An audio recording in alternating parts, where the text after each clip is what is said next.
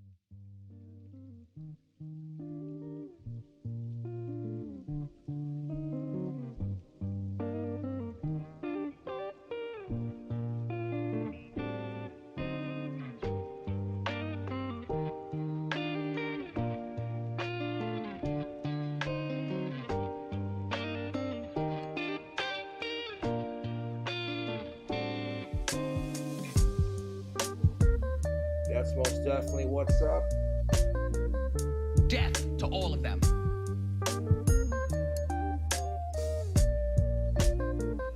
I'm vibing.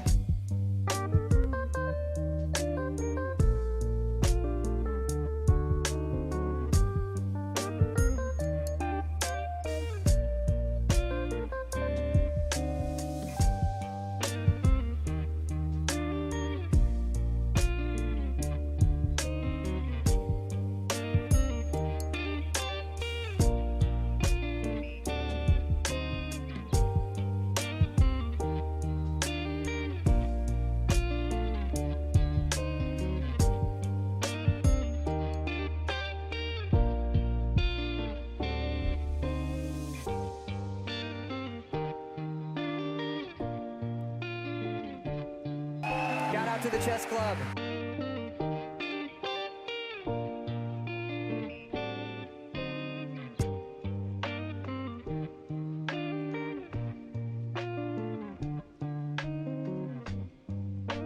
Welcome, everyone. I've missed you.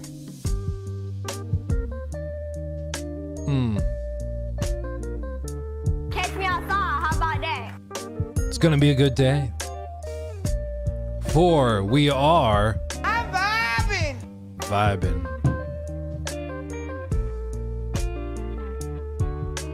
Oh, baby. Oh, baby. It's a good one. It's gonna be a good one. I'm excited. Today, we can try Marvel Rivals. We can also, well, we're gonna be doing the podcast with Mr. Joraptor. I've got a handful of packages coming. I think there's 2 coming today. One I can open for you guys, which will be fun. And the other I can't open yet. It's a secret. It's a secret. It's a whole thing. It's a whole thing. But don't you worry, it will be well worth it in the end. But if I have to run off and sign for a package, that's what it is. In random news, I just thought this was like really, really cool. And I wanted to show it to you because I thought it was awesome. Look at this. There, like yesterday, I think it was, or maybe the day before, there was a whale in, what did they say, New Hampshire? Yeah, Portsmouth, New Hampshire, that just had enough. And he was like going and like literally flipping boats.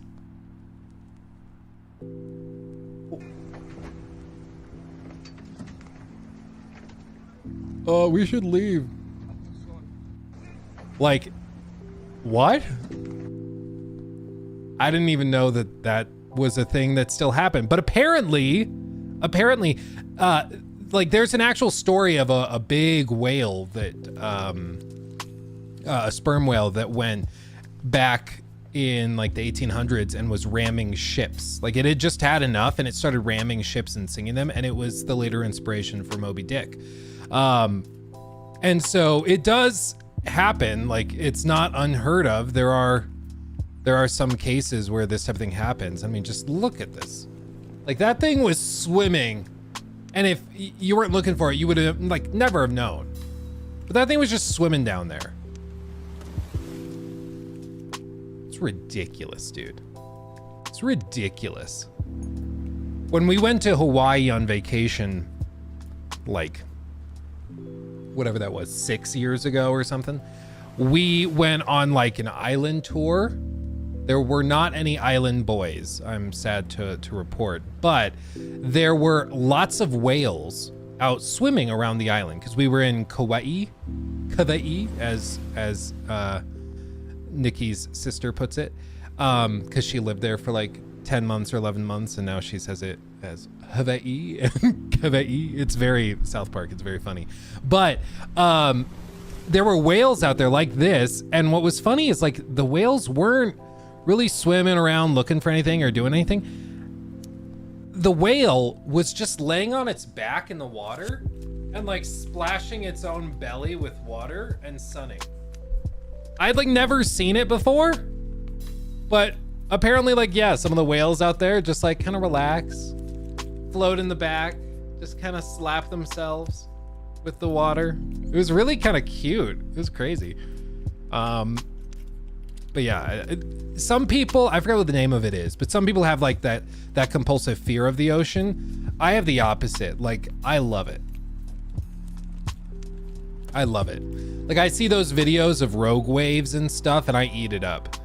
But if you show me a tornado, I'm punching you in the mouth. Like, I hate tornadoes. Rogue wave. And rough. Yeah, like look at these rogue waves in rough seas. These aren't even like rogue waves. I think these are just big waves, but still, like, I look at it and I get like solemn and introspective. I'm like, ooh. I like respect the ocean more after seeing this, you know?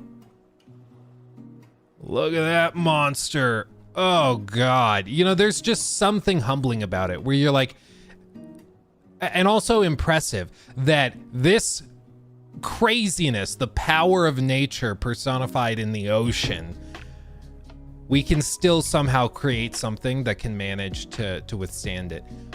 Usually. There are exceptions, of course, but like, Jesus, dude. I love it.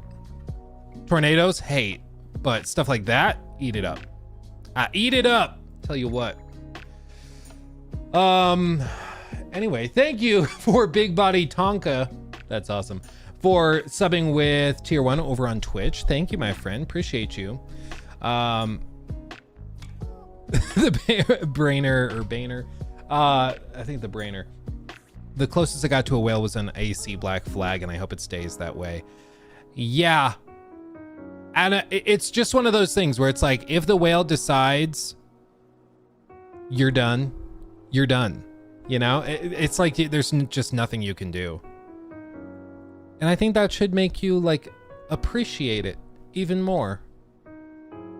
But for some people, it's just like, yeah, that's why I'll never go on the ocean. Like we were throwing out, what if we did like a cruise? All me and my like college buddies that are now married and like trying to do stuff. I was like, what if we did a cruise? And we all hopped on for like 5 days and went up to Alaska or something on a cruise ship. Like that to me sounds super fun because I love ships. I love the ocean. I think that'd be awesome. But there's like a couple people in our friend group that are like, you could not pay me to go on a cruise ship. I just don't get it. I eat it up. Like, I love it. But anyway. Jack, thank you for the 5, by the way. There's a functional ship mod for Skyrim now. You're always saying they'll have one in the Elder Scrolls 6. Well, I just think it just makes too much sense. And BGS works in a very like iterative way.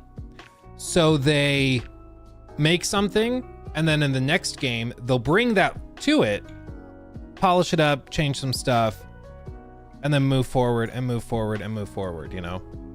And I think that's the way you got to do it. I think you got to just iterate, and you can get bigger and better things, but you can't let other stuff suffer as a result. And I think that that's where they've had a couple of hiccups, is that other parts of their games have fallen behind the curve, but then they have other stuff they've brought that nobody else is really doing, like the ship customization that's super awesome, or the physics simulation and the procedural stuff, you know?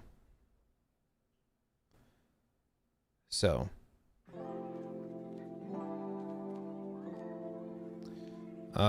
anyway, anywho, Blake, thank you for the 5. Have you seen the Helldivers update yet? I have it pulled up. I have the video pulled up that dropped yesterday, so we'll look at it. I haven't looked at the video yet. I don't know what it brings to the table. Bum bum bum bum bum bum bum.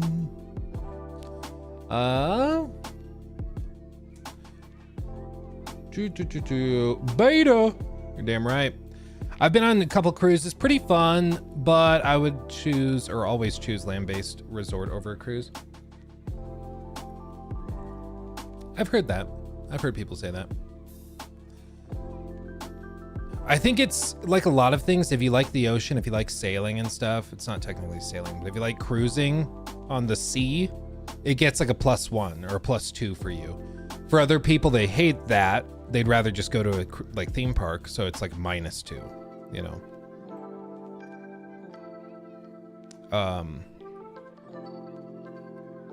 So makes sense.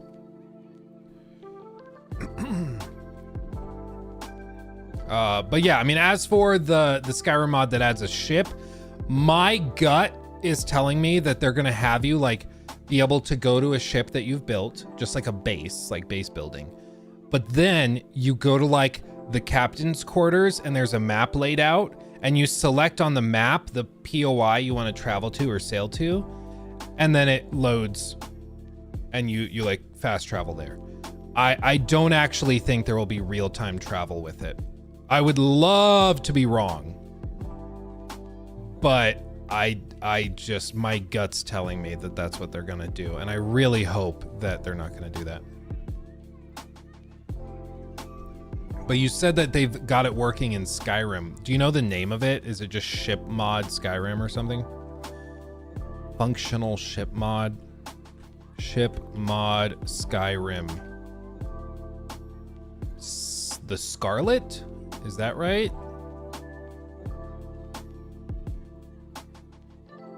Is this it?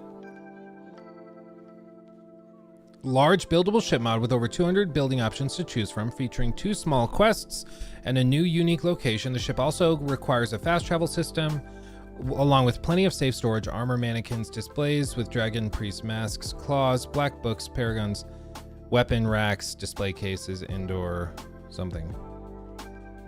This one was updated in 2016. Is this the one you're talking about?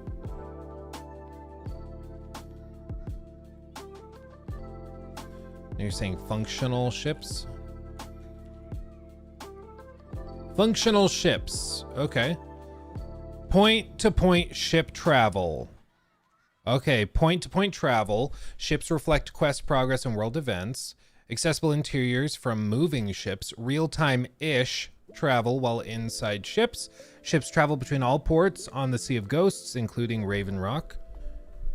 Okay. Does that have like a video trailer or something?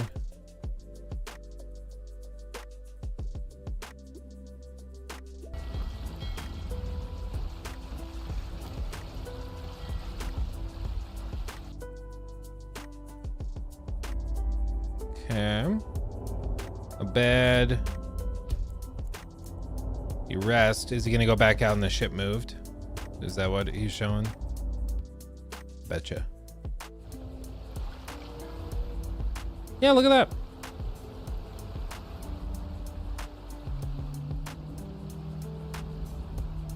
Dude, he's got his Skyrim modded out the ass. This looks great. That looks great. Yeah, I mean, that's pretty damn cool. But like, that's more what I would expect BGS to do with Elder Scrolls 6. I don't think it'll be like you know, a Black Flag situation where you hop on your ship, you kick off the sails, and you just start like going at 40 miles an hour, breaking speed records. I don't think it'll be like that. I think it'll be very slow moving, and they'll say it's like, oh, it's for immersion and stuff like that. But I think it's just because the creation engine can't stream data fast enough. But that's pretty damn cool. That's pretty damn cool. And that it's a mod. I mean, somebody was able to mod that. That's cool. Yeah, I would at least like to have a crew. Well, my expectation would be that they'd bring over the system for the settlement stuff for Starfield, where you bring somebody over and they work in your base and help with that stuff. I would guess that they do something like that for this game. That'd be my guess.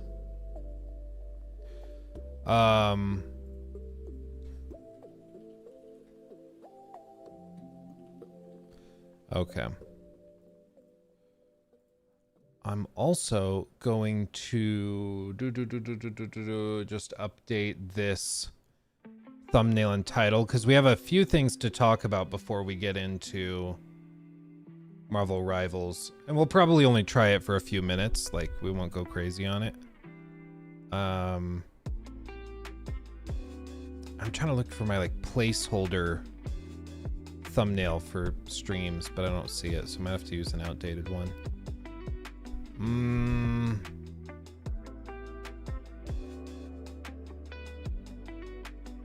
Yeah, I think that's what I'm gonna have to do. Not a big deal. I'll just do that. Okay. Let's see. Oh, Ian, really? You actually finished it? Oh, good.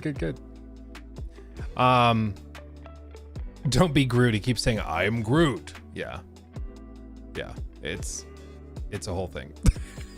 It's kind of his deal, you know.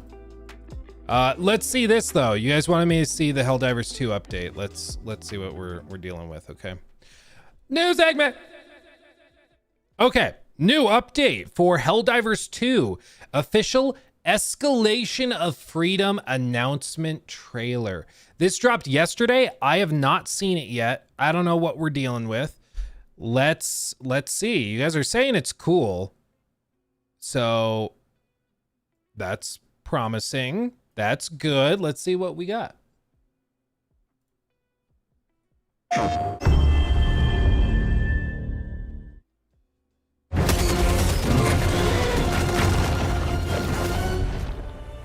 Since launch, we've improved Helldivers quite significantly together with you, the community. We've released a lot of content, such as the flyers, the TCS missions, the destruction of an entire planet. This time around, we've got something special prepared for you.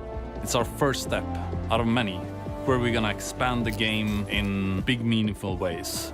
New game modes, new objectives, new enemies, and even a whole new difficulty. To give you that, we have to escalate it.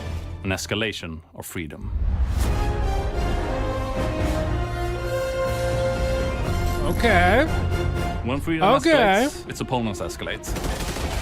We're bringing back a fan favorite from Helldivers 1, the stabby, tentacled beast known as the Impaler. When you're playing against the Terminids, you can always try and run away. The Impaler ruins that plan. They will maybe cut off your escape route, and then you will probably have to stay and fight. Or you can fight the tentacles. The Spore Charger. This one has fog traveling around it. Oh, damn it. It's constantly moving, so it's going to come right out of the fog and scare the lights out of you. The automatons are bringing in artillery. A big tank that shoots rockets. If you're further away, you can see it aimed towards the skies and fire rockets in the air, so you'll have a barrage coming down on you. In addition, you'll face off against heavier, more deadly brood commanders. With a small twist. The allies that it spawn will not be the ones that you're used to.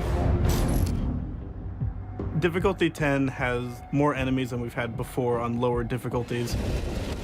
We've really ramped it up. It's meant to feel like a real progression from 9 to 10. We're also introducing a larger type of outpost, and it's going to be a real challenge to take on these massive fortresses. But if you manage to do so, there will be great rewards waiting for you.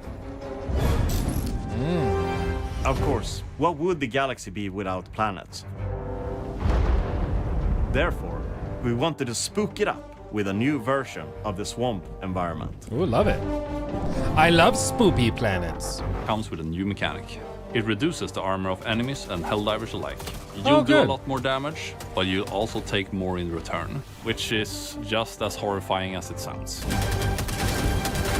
In Escalation of Freedom, we have new objectives coming in, like the Retrieve Larva mission, where you find this backpack with little crying larvae that you need to reach the extraction with. But you also have to be careful because it's gonna be crying a lot, and you're getting swarmed by more and more Terminids. Real talk, seeing that backpack made me think of something. How long do you think it is until PlayStation brings over like other crossovers from the rest of their IP? Like what I immediately thought of with that was, when are they going to bring over like a Death Stranding crossover where you have like a BB-8, or not a BB-8, Jesus. That's a different thing. We have a BB and then you have like, you know, the actual like black hands imprinted on the ground, and then you have to actually like stealth around them, which is very different from what you normally do in Helldivers. It just makes too much sense, I think, for them to not do that. I would guess they probably start doing some crossovers like that. I would guess they do that.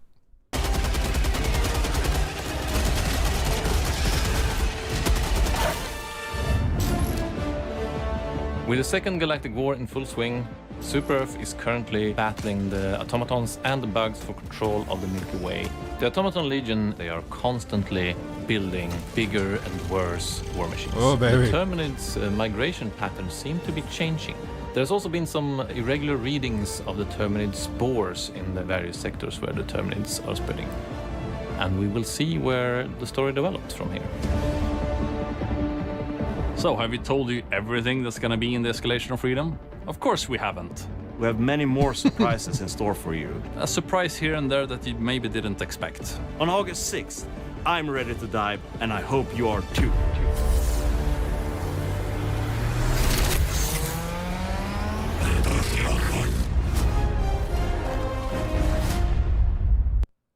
It's pretty good. It's pretty good. I'm excited. I'll jump in. I'll give it a shot. I kind of stopped playing it after a little while just because, like, I just started to hit a wall with it. And for me, the long-term, like, progression was so slow, like, grinding all the samples and stuff. It didn't hook me long-term as much as I would have thought. Like, I played it for months and months, but it's not a game I've continued to play all year or anything. And it seems like the player counts reflect a similar thing. I know some people quit when there was the PlayStation Plus, or not Plus, the PlayStation account controversy that kind of kicked off. And I'm not one of those people. I didn't find that to be that crazy big of a deal because I actually signed in with my PlayStation account when the game first dropped, like on launch day. And then they disabled the requirement for that connection because of server issue stuff. There were so many people trying to play it, but I already had my account paired, so it wasn't really a big deal for me. I didn't even have to log back in, but I know for some people that was something that they didn't like, so they stopped playing.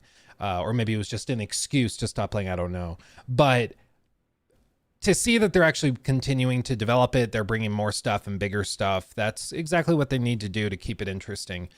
I can't even imagine what that level 10 difficulty is going to be like. That thing has to be nightmarish. Like, Jesus Christ. It's got to be insane, right? I heard they always nerf weapons too much. I think the problem is whenever you have a game like this where something gets in the meta and then everybody chases that meta, the second you balance it, it just feels bad. The second that they bring the weapon's potency down or they toughen up the enemies to make it so the weapon's not as powerful against them, it just feels like the player is being punished. Even though the player didn't do anything wrong, like it just doesn't feel good. You know, in the same way, if you're playing a Marvel Rivals or an Overwatch or anything else, if you have a character that you really connect with, like for me, it was Moira. Moira was my main for a long time in Overwatch, and I got really good at her. But at one point, they nerfed the ever-living crap out of her, and Diva, you know, starts being able to reach and absorb her orbs from way farther away, so she's just not very good anymore. All of a sudden, it felt bad. I had no reason to play Moira anymore, and it wasn't a good feeling. And I think that that's just part of the danger of a game like this. It's always going to happen, you know? Yeah, that was me with Artemis and Smite. It's going to happen. Did you play Moira because of bad aim? Absolutely. 1000%. Yeah, it's just like, even if the balance is totally justified, like DMR Zone, when they balance and get rid of the crazy 2-tap kills in Warzone with the DMR. A lot of people who had been playing with DMR for a week felt bad after that because they were like, it just doesn't feel as good to now have something you enjoyed that falls apart and that is not really working anymore. So I felt that too. They definitely have nerfed a handful of weapons over the course of the time with Helldivers. It's not enough to make me like quit the game or anything, but I have heard that be a complaint from people. As for the potential crossover stuff, yeah, I do think so. Yeah, you got to protect your franchise. I'm trying to think if they've done other crossovers similar to that with like other Death Stranding stuff. Nothing like pops off the top of my head, but I mean, they've done pretty much any crossover you could possibly imagine for like Horizon Zero Dawn bringing Aloy to the game. So who knows, maybe we'll get big robot dinosaurs that look suspiciously like they're from Horizon, and then Aloy will show up and be like, I'm here to fight freedom with you, and then put hands on her fists. Or fists on her hips, not hands on her fists. That doesn't make any sense. Fists on her waist. And then it's going to be like, wow, she is stunning, brave, and beautiful. That's what I'm expecting. A Kratos cape, that would be a layup. If they brought like a big axe, imagine if they did that. They brought an axe melee weapon. That'd be cool. That'd be pretty cool. There's opportunities. Oh, Astrobot coming in and dropping bombs. That would actually be really funny if they did that. Imagine if that's one of the stratagems you can call in is like Astrobot gets deployed and then he just like runs in and just explodes in a massive. That'd be pretty cool. Armored Core crossover. I don't know. Does PlayStation have any rights to Armored Core? Even if they don't, that would be like a match made in heaven. That just makes too much sense. But yeah, there's so many things that they could do. I think they're going to start ramping that stuff up because you got to remember, they did not expect this game to be this big. When this dropped in what, February, I think it was?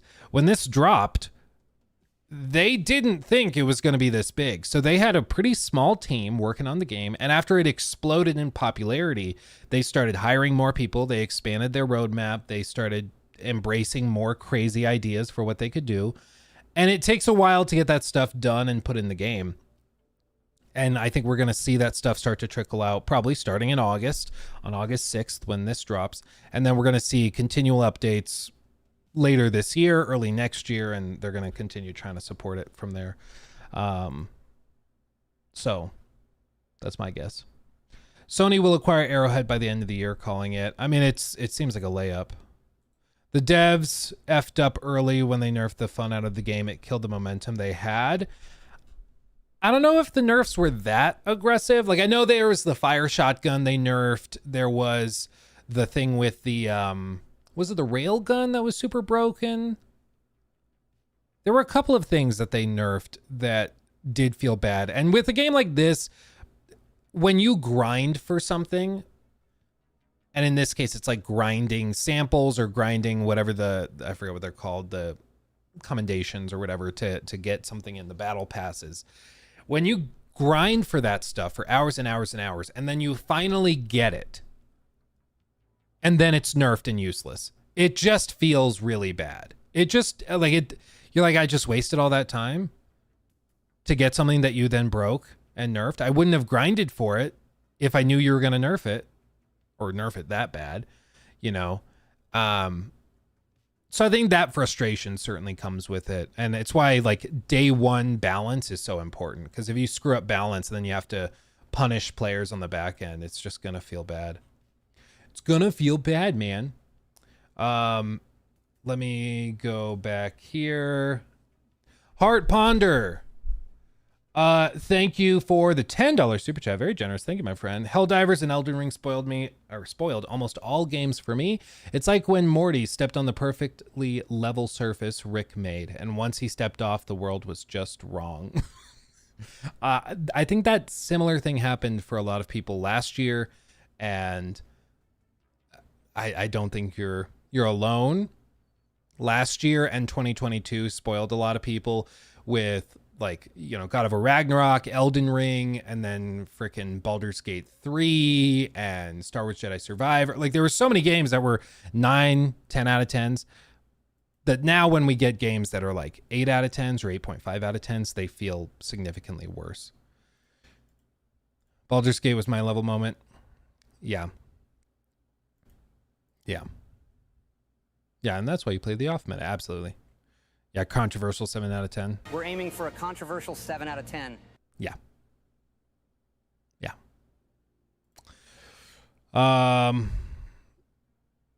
Damage for the safe mode railgun was nerfed, but it was still fun to use unsafe.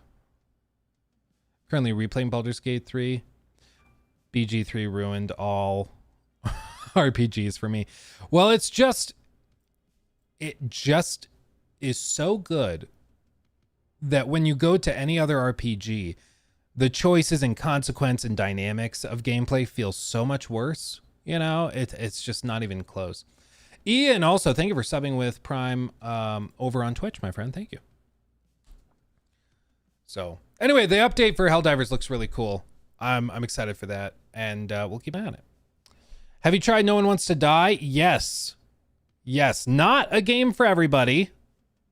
It's basically like BioShock meets Cyberpunk, specifically Cyberpunk with the brain dance stuff. So it's very surreal, but world building is on point, ambiance is on point, graphics are stunning, but it's not for everybody. Like the gameplay is quite literally a bit of an afterthought. You know, it's more about the story and the world building and stuff. But if you like those kinds of games, that's one for you. Okay.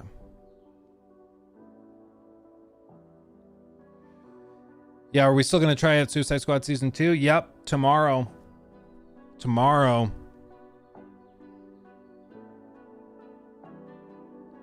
Yeah, Nolan, Days Gone, the beginning of it is a slog. Yeah.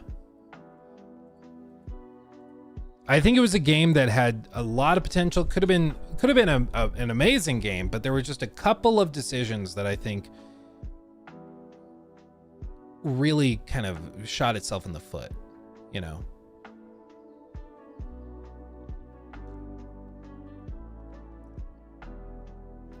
Would I recommend Days Gone? Oh yeah. Especially nowadays, you can get it on sale. You can get it on PC on sale. So I think it's worth checking out. But like the first third of the game, first half of the game is pretty slow. And then it opens up with a whole like second half of the map. And you get to start doing a lot of the horde stuff, fighting hundreds and hundreds and hundreds of infected freakers, as they call them in that game, all at the same time. And that's when the game gets really good. But unfortunately, it just takes so long to get there. I don't know why they framed it that way. Putting the horde gameplay as endgame was a big mistake. I agree. I understand why they did it narratively, but I still think there's ways that they could have handled it where, like, as part of a main story mission, they hook you up with all sorts of weapons and grenades and Molotovs and stuff, and they really load you up, let you fight a big horde to get a taste of it. And then the people that gave you that stuff maybe get swarmed and killed, and so then you have to go and find those tools and craft them yourself and all of that stuff. I think that would have worked way better, but we'll see. Well, not we'll see. The game is what the game is, but whatever their next game is, we'll see if they learn from those lessons. But it might be live service. We just don't know. A lot of people are braced for it to be live service, though. I want to talk about this one too. Let's see. Waiting for Final Fantasy VII Part 3 to come out at this point. What's weird, Aaron, is that apparently like Final Fantasy VII Rebirth didn't perform quite where they thought it would. Like, it sold fine, but they were expecting it to like dominate sales charts and the discussion for months. Like, they thought that was going to be the game of the year, full stop, no doubt. But as far as I've been able to tell, it's pretty much entirely disappeared from the conversation. Like, the people that liked the game played it and had a good time, and that's it. But other than that, a core fan base, a lot of people just didn't really connect with it. Oh, Masterworks is selling another Banksy.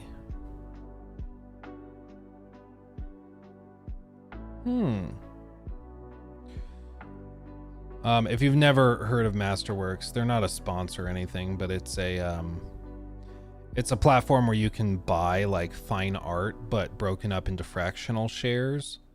So if you want to buy like a Banksy painting, you can buy 2% of it or 1% of it or whatever. And then when they sell it for full price, and then you get your payout according to what slice of the pie you owned, which is kind of a cool way to do it. Like, if you wanted to own a Picasso, but you're not worth $100 million, you can own a piece of a Picasso, and it's managed by this brokerage that runs it for you. It's kind of a cool idea. So it's an NFT? No, it's like an actual SEC. They basically make a company, and all the company owns is the painting as an asset, and then you buy shares of the company. And then when the painting gets sold again, the company is bought effectively by the new owner, and then it pays out everybody who owns shares of the company. So it's way more. There's a like gnat flying around. It's way more traditional than an NFT, than Web3 or something. It's way more boring. Oh man. Anyway, let's talk about this real quick. It does sound like a clever way to do something dumb. Or something that seems dumb. Like owning fractional shares of high art. Yeah. I mean, it's just, it's an easy layup way to do it. It's like, oh, you want to own a fractional share of something, or you want to own and invest in fine art, but you don't have the money to buy a $5 million painting, well, you put money in with a bunch of other investors and we'll buy it, and then you'll get money on the back end when we sell it. It's the same thing like back when I worked in real estate, we had guys that would do this. And we had a nickname for him. I'm blanking on the name of it, but there were these guys that would go around and like hustle, and they would go and find investors and like cold call them and be like, so I see you own 5 apartment buildings that are each 4-unit little quadplexes. So you want to, like, clearly you're in real estate, you understand real estate, but you don't have the money to buy a 150 unit complex, you know, with the big buildings and the pool and the gym built into it. You don't have the money for that because it costs $80 million. So would you be interested in giving me $1 million, and then I'll go with a bunch of other investors and we'll buy that 150 unit building, and you'll own a share of it, and when we sell it, you'll get your cut of it, and when we, you know, get monthly checks for cash flow, you'll get your cut of that as well. But it lets you go in on this huge project that you wouldn't have gotten access to otherwise. And those guys would come to us, and I think they were syndicators is what they called it. I think that's what they called it. But they would go around, they'd hustle their asses off, and they'd come in and write offers. And those guys, dude, I'm telling you what, those guys made bank, because they would do all of that, and they would charge like 2% as a management fee. So if the property was worth $2 million or $100 million, they own $2 million of it, just for like facilitating the deal and chasing all of that. Those guys make good money. They're willing to hustle, but I'm telling you what. Yeah, Pops lost $200K in Hamilton, Ontario to a project like that. It fell through. Yeah, well, that's why it's like very high risk, high reward, especially when it's like a mom and pop thing, or when it's a young guy that's just hustling. Unless they have like an actual track record, I personally wouldn't do it, because we had one instance of a guy. He was before my time, but he ended up going to jail for like 25 years or something insane like that, because he was going and collecting money from people to buy like condo complexes, and he was pocketing the money, spending it on like a crazy lavish lifestyle, and then he wasn't able to buy the condo complex he told the investors he would buy. And so all the investors were like, well, we want our money back if you're not buying the condo complex.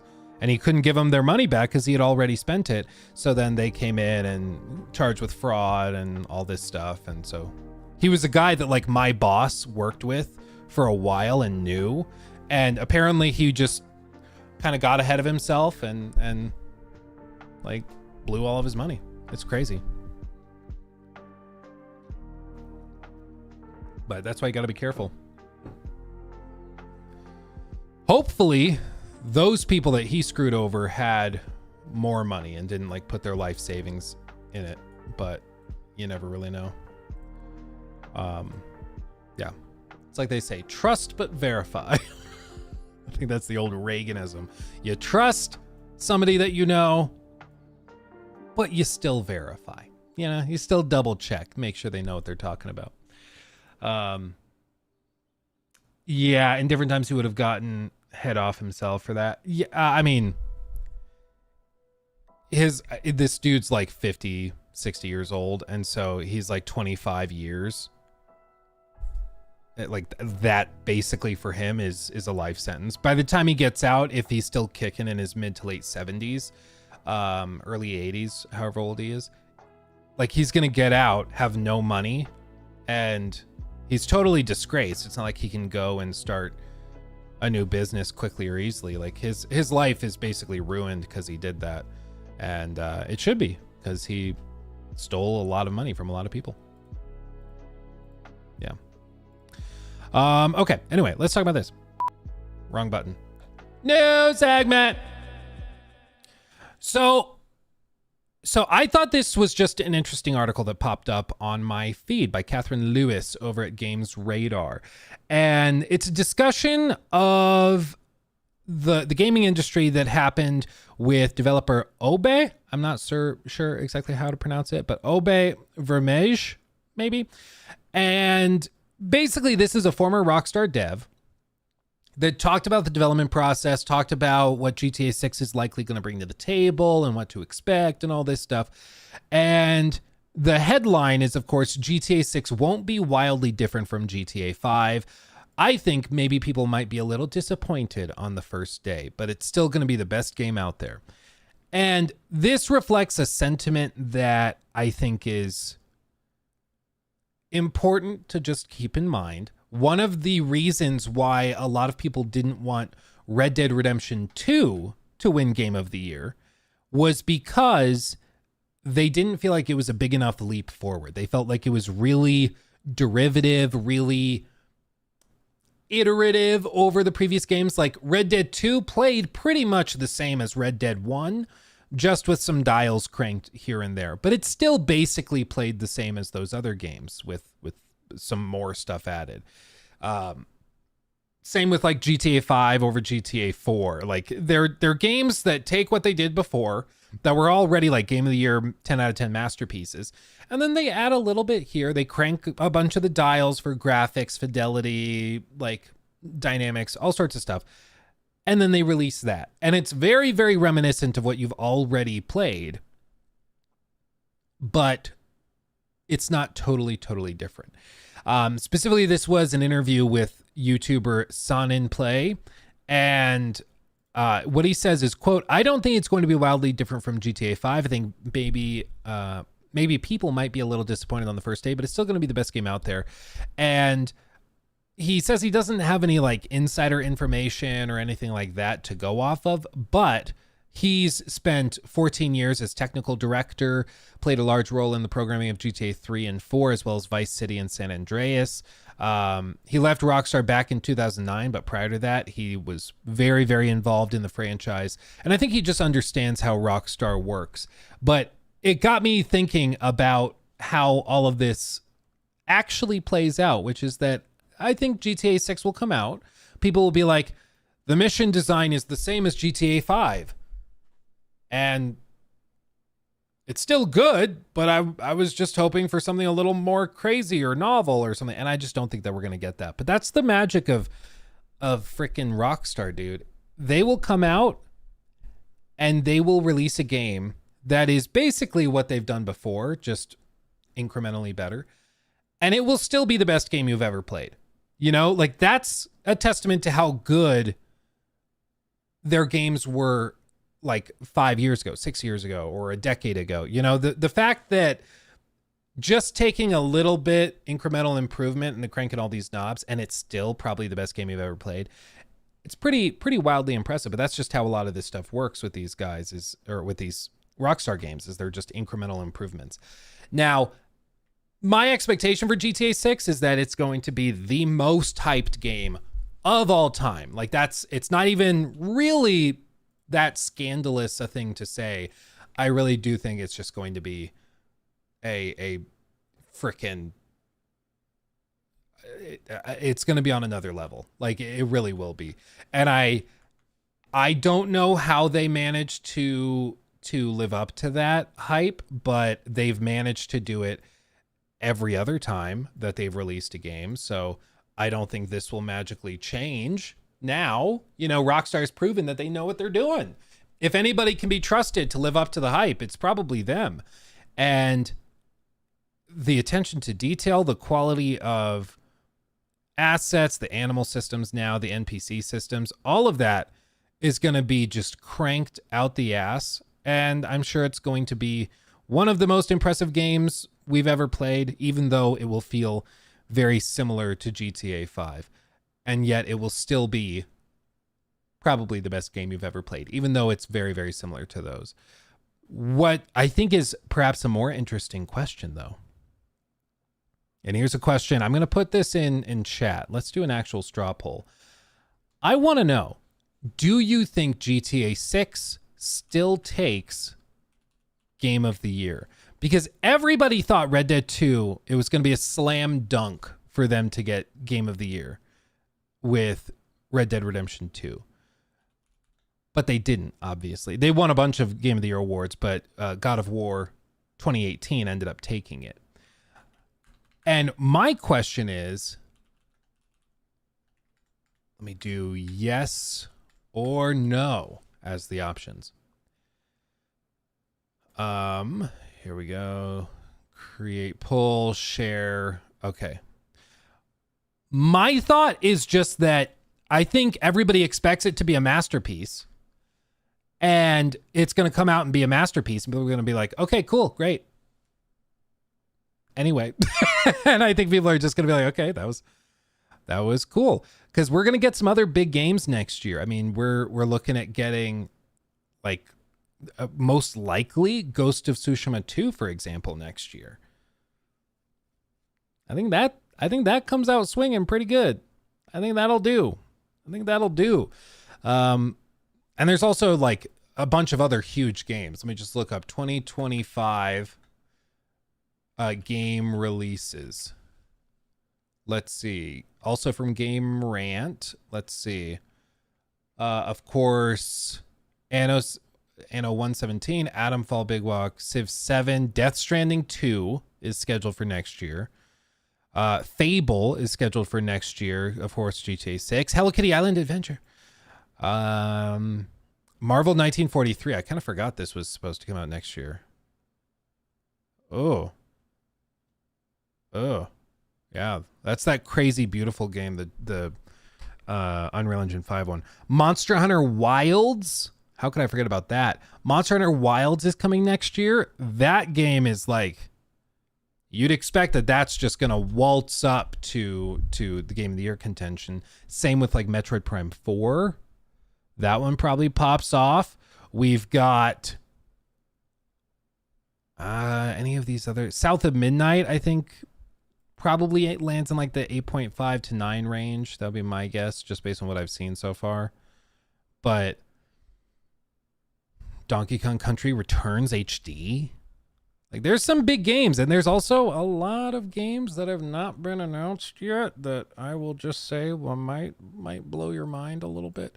So I think there's going to be some competition here. Silksong, exactly. Doom, Dark Ages, yeah. I think that list was made before the full Xbox showcase. But anyway, like, there's a lot of huge games coming out. And I think that there's going to be a little bit of competition, honestly. I think so. If I had to guess, if I had to put one of these, do I think they take Game of the Year? I'm going to say yes, even still. But I think it's going to be closer than we might think. And I mean, just look at the split based on you guys. Like, pretty well split. 42% of you guys are saying no, it doesn't take Game of the Year, something else will. Because here's the deal. A game that people expect to be a masterpiece, that ends up being a masterpiece, meets that expectation and is well received. People are really excited about it. But what I think garners even more laudations is a game people didn't see coming or didn't expect to be a giga masterpiece that takes the world by storm. Last year with like Baldur's Gate 3, I think that was an example of a game that people who knew about it were like, yeah, it's probably going to be really good. But I think that the fact it came out of nowhere really blew people away. Maybe the closest comparison to bring is like last year, the GTA 6 of last year was like Tears of the Kingdom. Everybody was like, yeah, it's going to be amazing. It's going to be phenomenal. But then Baldur's Gate 3 came out for a lot of people out of nowhere and blew everybody away. And they were like, how the hell did I not hear about this? Game's amazing. This is great. And it popped off. And we still had other amazing games like, you know, Alan Wake 2 or Resi 4.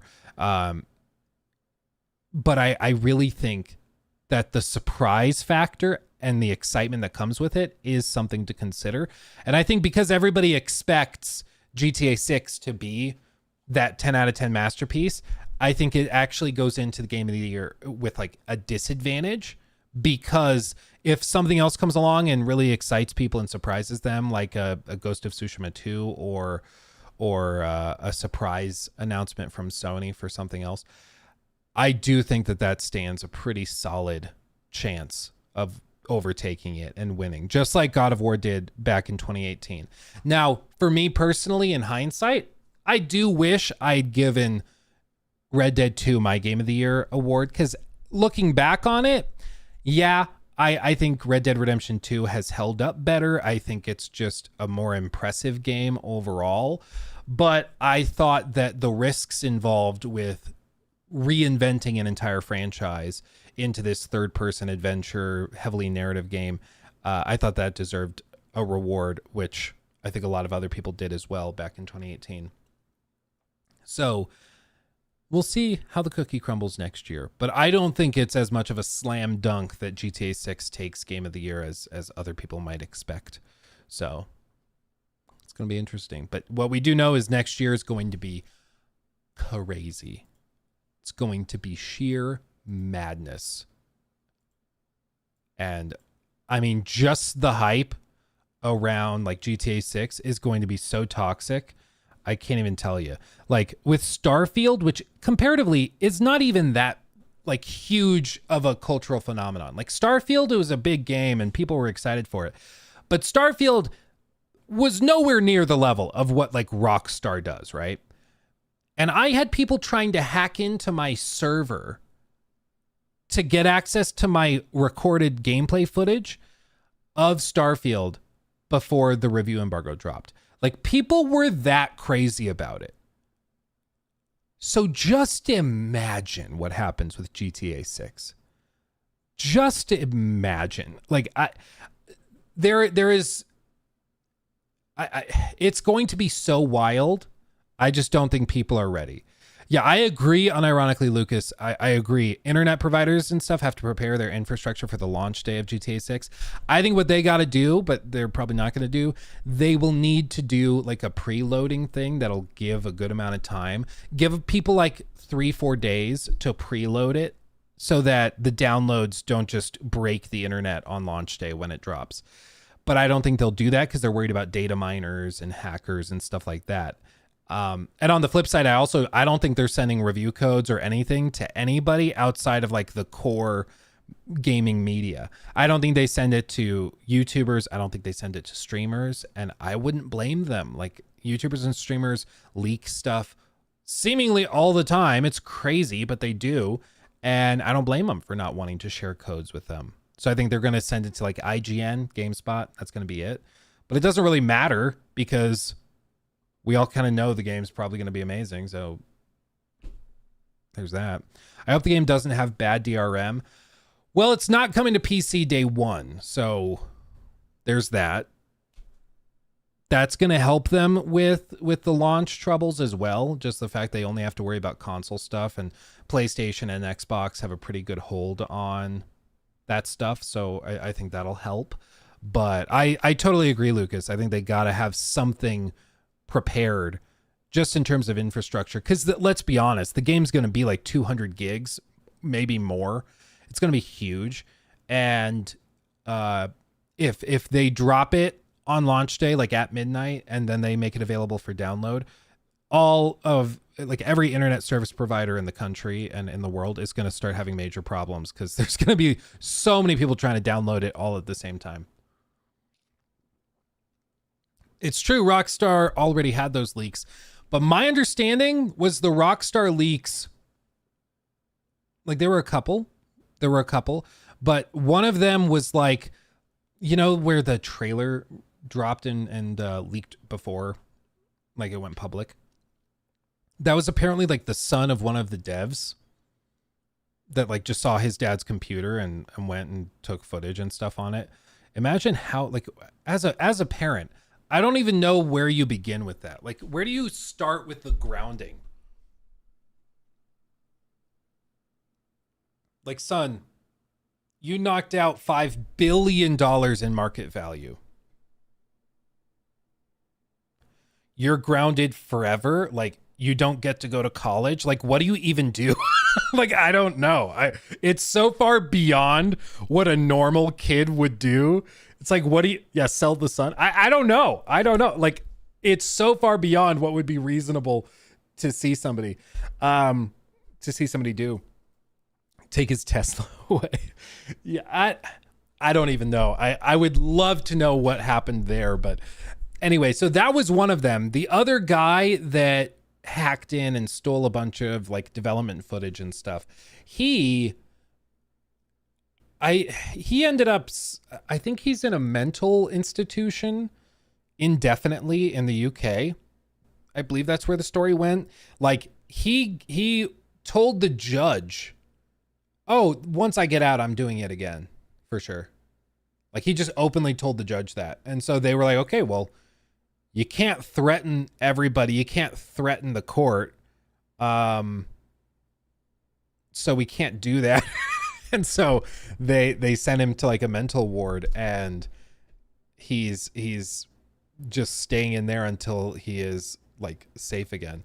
Yeah, didn't he hack through an Amazon Fire Stick on Slack? Yeah, like the dude is unironically brilliant.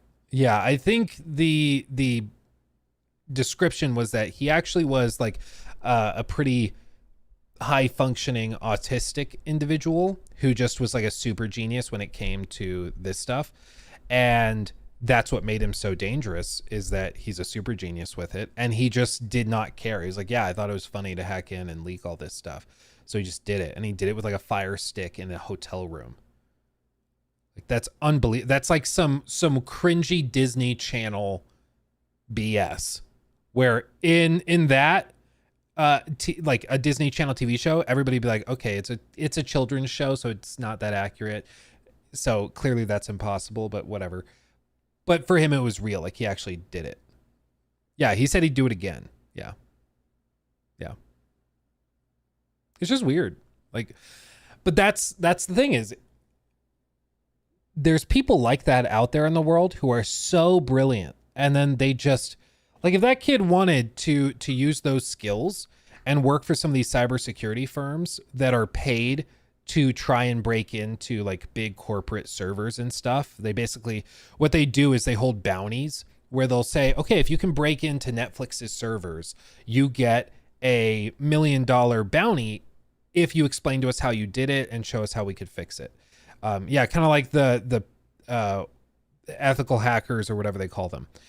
And he could work in that and make ridiculous amounts of money because clearly he's extremely talented. But instead, he went this route, and it's just a waste of talent. It really is. It's too bad. But that happened.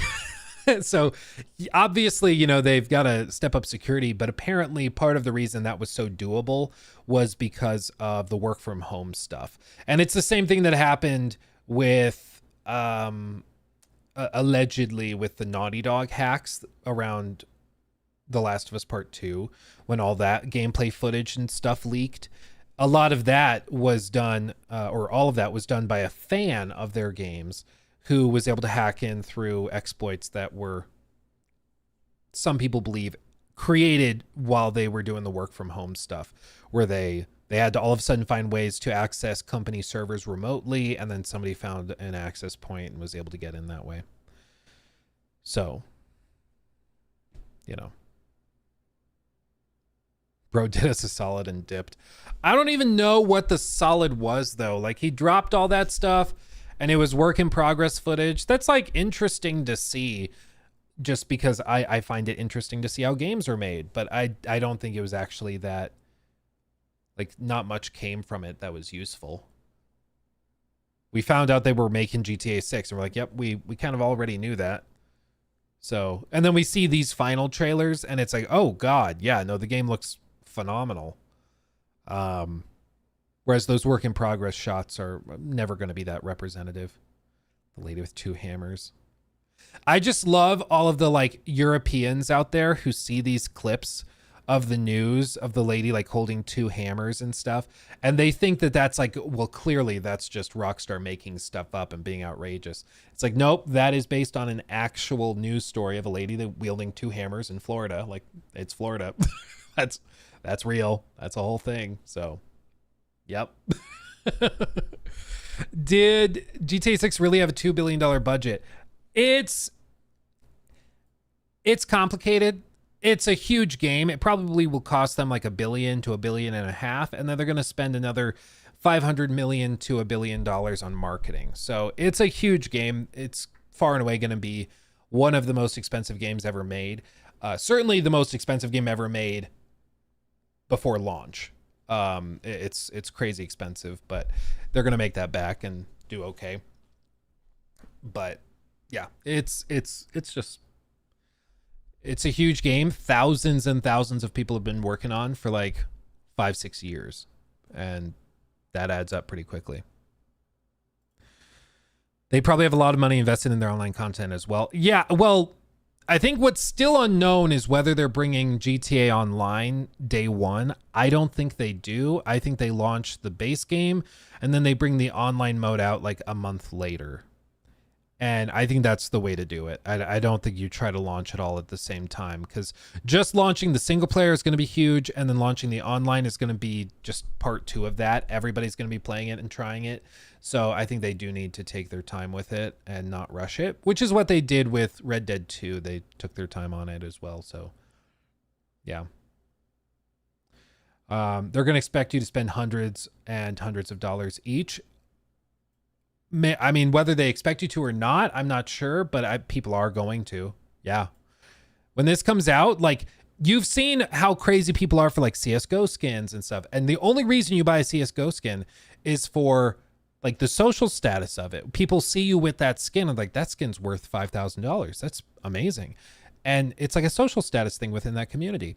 Within this, I have no doubt they're going to have stuff that's kind of similar. They're going to have very rare, limited, like, apartment buildings or car wraps and skins, and I just hope beyond hope that they have some way of managing the hackers, because GTA 5 Online rather is basically unplayable on PC if you value your personal information. Like, they have the IP scrubbing, they have just so many exploits built in the game that they seemingly don't care about.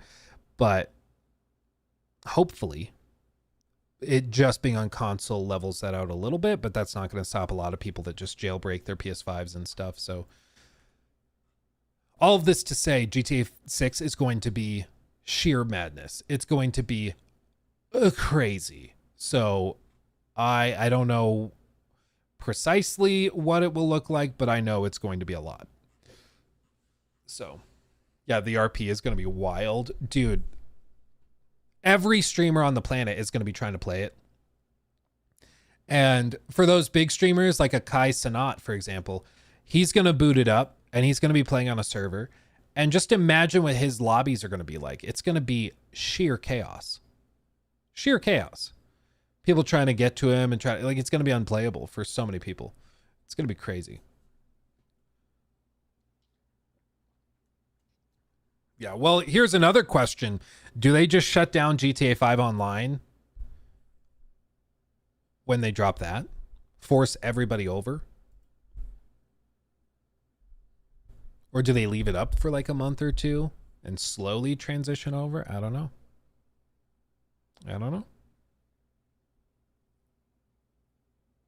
If he goes on NoPixel, it won't be chaos because it'll be whitelisted on. I mean, they'll have to do stuff like that. I just hope they have infrastructure and stuff designed like that. But yeah, I mean, seriously, it's going to be pure chaos, and I'm excited for it because this is like a once every console generation type of game where everybody is obsessed with it. Like, even last time with the last Rockstar game with Red Dead 2, we had that game just like totally pop off. And they were even making like South Park episodes about it. You remember the whole thing where like the sheriff goes and like he's pissed off because his wife was playing on his save file, so he goes and puts his hat on like he's leaving, and then goes back to the couch and keeps playing. He's like, I'm going all the way back. No, you can't be serious. I'm going to start a new life. I'm going to go all the way back to the snow level. No, you can't. That's madness. Like, they're going to be doing that on steroids with all this. I wouldn't be surprised if they do like a whole 90-minute South Park movie just for GTA 6. It's going to be crazy. Everybody's going to talk about it, and it's going to be pretty chaotic. So just you buckle up, buckaroo. Buckle up, buckaroo. On my save game. Yeah, exactly. Dude, it was so good.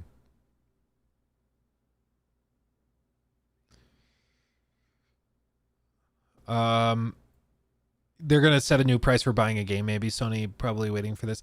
Yeah, I mean, I've gotten some flack. I guess maybe Trevor, if you're seeing this could make a decent TikTok. But I've gotten flack for saying that I think GTA 6 is going to be the first game that comes out and does like an $80 base price, or they're going to do something crazy like $120 version for 5 days early access, so everybody buys the $120 version. And I think people conflate whether I want that to happen and my expectation that it will. Like, just because I think that this volcano is going to erupt doesn't mean that I want it to, you know? Like, there's a difference between those two things. I can say, oh, this hurricane is headed for the mainland and it's going to destroy entire cities and villages. People might take that as me being like, oh, Luke wants a hurricane to destroy thousands of people's lives. It's like, no, I don't. I'm just saying that that's what's about to happen. I'm just describing it to you because it makes too much sense for Rockstar to capitalize on what is no doubt going to be the biggest game of the decade and capitalize on that hype. Like, literally everybody's going to be playing it. Everybody's going to be tackling it. Everybody's going to be taking time off work. Unironically, the launch of GTA 6 will probably be reflected in like gross domestic product production. Like, we're going to see actual economic impacts from all of the probably mostly young adult men that take time off work for this game. People are going to start to schedule it months and months in advance. And soon managers are going to be like, wait, why do we have no one working for this whole week? Like, everybody's asked for it off. What does that mean? Why is that happening? And they're going to look at it and it's going to be too late. I wouldn't be surprised if people like quit jobs over it because they're like, no, I told you I'm taking the time off. You're not going to force me to work. It's going to be basically a national holiday. Yeah. International holiday. Everybody's going to be playing it. It's going to be wild. And I don't know how Take-Two Interactive, the guys who pioneered the $70 price point with their 2K NBA whatever game, I forgot what year it was, but they pioneered the $70 price tag. How on earth could they justify to themselves sitting on that? Like, it just makes too much sense to go, yeah, well, it's $80 now because this is a quadruple A game. I don't like that. I don't want them to do that, but they're going to do that. Like, I just, it's too, like, it's free money because guess what? Everybody will still buy it. Everybody. Anybody who says they won't either never was going to buy GTA 6 or they're lying to you because it's going to be like the biggest game of the decade. And then guess what? Everybody's going to start to tackle it. Everybody's going to be like, oh, well, I mean, Take-Two just charged $80 for their game.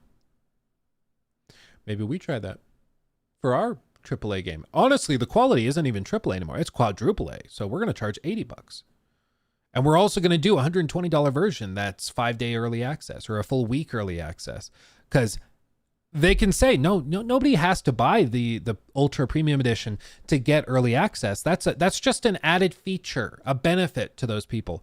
But the FOMO will be so strong, everybody will be buying it. Everybody. And I don't think that that's even that controversial of a thing because I really do think it's going to just dominate the news cycles. Everybody's going to be playing it. Everybody's going to be buying it. And I think it's going to change the industry, honestly. Like, I really do think it's going to. Real quick, thank you to Derpy Telly for subbing with Prime, Gold Eagle subbing with Prime, and also Gay's Throne. Thank you for subbing with Prime as well over on Twitch. Thank you, my friends. Thank you. I can definitely tell you that I'm not buying this game at any price, says Jeff.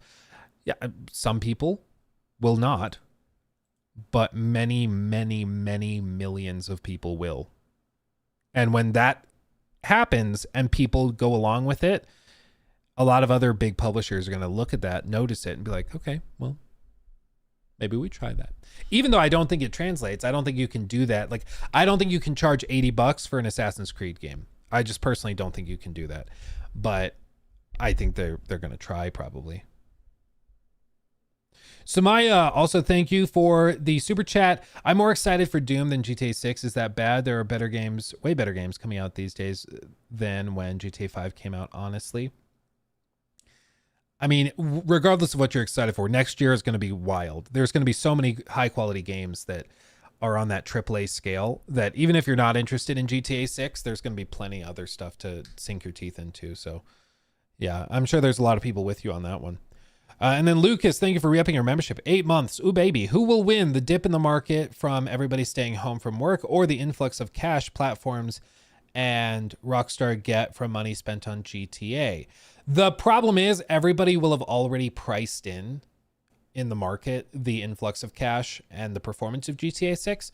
So I don't think it will really move the needle that much. So if anything, I think the market will probably drop on the launch day and the days following, or even like the weeks following from the launch of GTA 6, because I think a lot of people are going to be like, well, we knew that that was going to come and do crazy well, so that's not really a surprise, but we didn't think that all of these other companies would collapse because everybody was playing. You know, I don't think that's been factored in.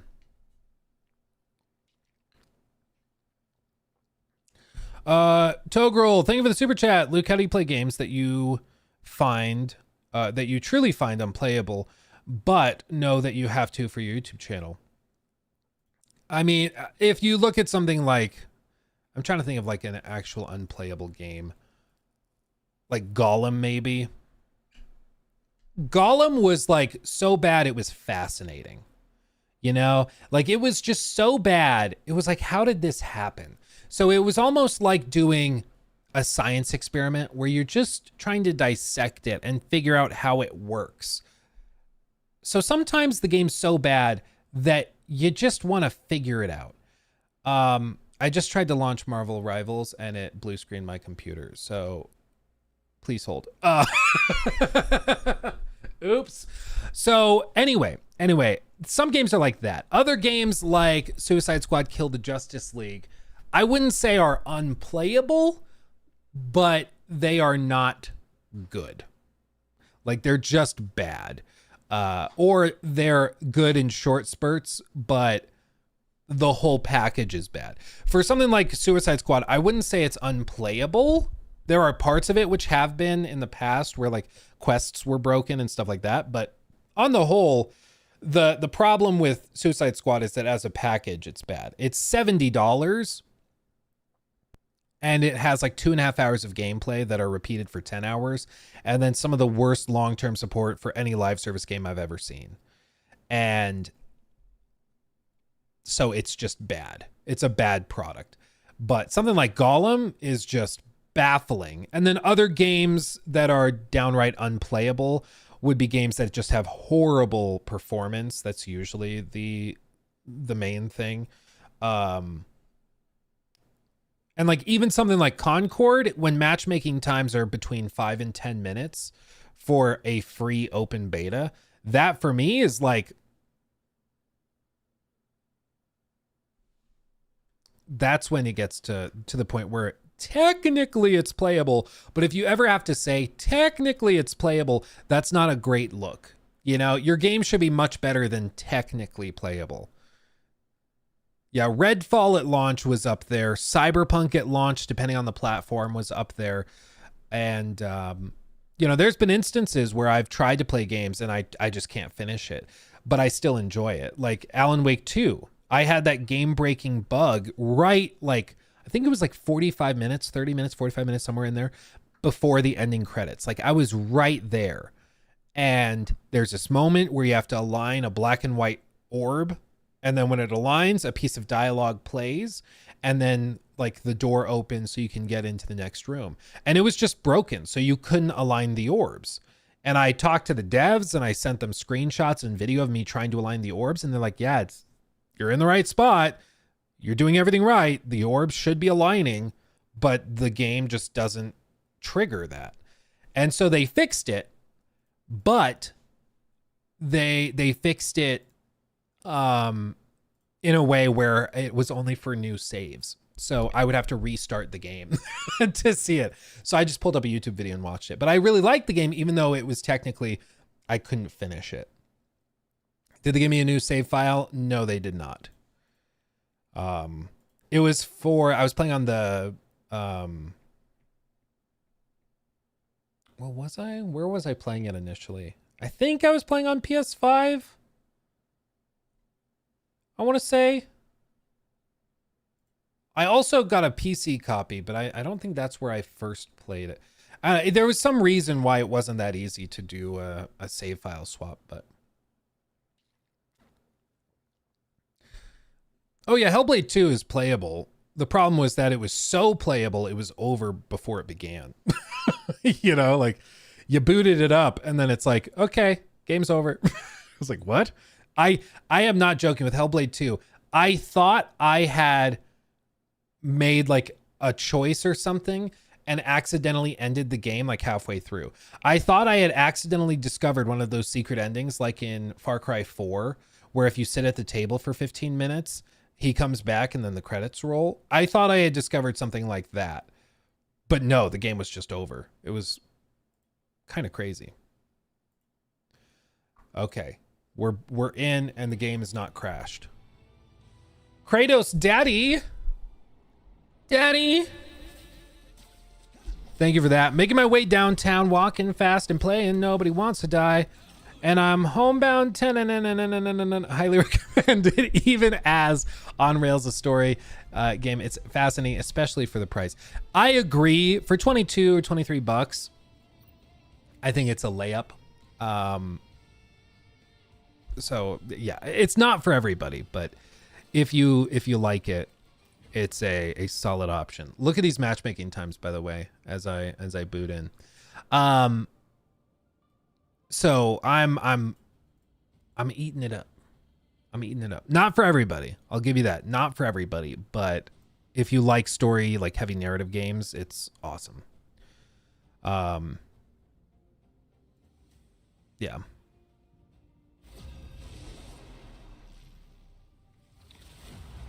You're very lucky to get access to the Marvel Rivals beta. It's unfortunate I didn't get in. Yeah, I mean, I might be misunderstanding, but my understanding right now is that they're going to probably be putting out more codes in the coming week or so. And that's just because they have a lot of demand. And the server infrastructure is holding up really well. People seem to be having a really good time with it. So, yeah. Yeah, and it's SteamDB says there's 20K players online, not 20. Yeah, and this is closed. So it's not even open, and they're sitting at 2,000 or 20,000. I think yesterday the peak was at like 52,000, something like that. So there's interest. There's a lot of interest. They just have to continue nailing it. I mean, I'll say it plays really well. The character variety is really solid.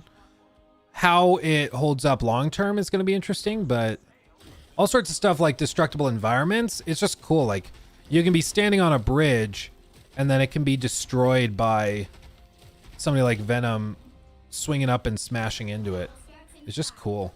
4, 3, 2, 1. There we go. I don't think I can break it before. You need to stop that vehicle in its tracks. Booyah! I gotta remember how to play him. For Venom, he has a little thing where he can increase his health, give himself like a little temporary health pool.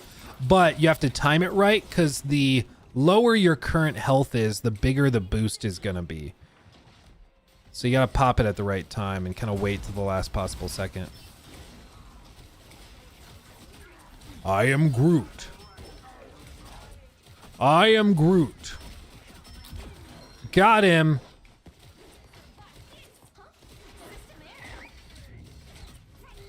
Pop that. Got her. So, I mean, it plays pretty smooth.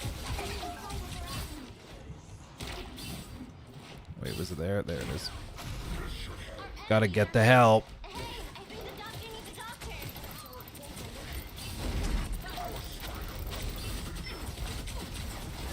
Oh. Yep. I got trapped-ed. Guys, I think it's Groot. Yeah, I think so too. Does it feel better than Overwatch 2? It depends. So like, this is much more hectic and frenetic, if that's a word. It's very chaotic. Things move super fast, as you can probably tell. It gets very chaotic very quickly. And so it plays much faster than an Overwatch. It also, like, respawn times feel a lot faster. Matchmaking times feel way faster. And all of that contributes to a game that is just much more faster pace. It's much faster pace. I can talk. And that's a good thing to have. Don't get me wrong. That's a very good thing to have, but it plays different. Like, I'm surprised at how different it feels. That's what she said. Dude, everybody's on me. Can you blame them? Oh, stunned. Yeah, pop the little venom thing. He grabs onto people. If they don't break free, he deals extra damage to them. Oh, I got him. I got him. He does this little swingy thing, and then you pound. I will say some of the healers feel a little overpowered, but that could just be me being, like, bad.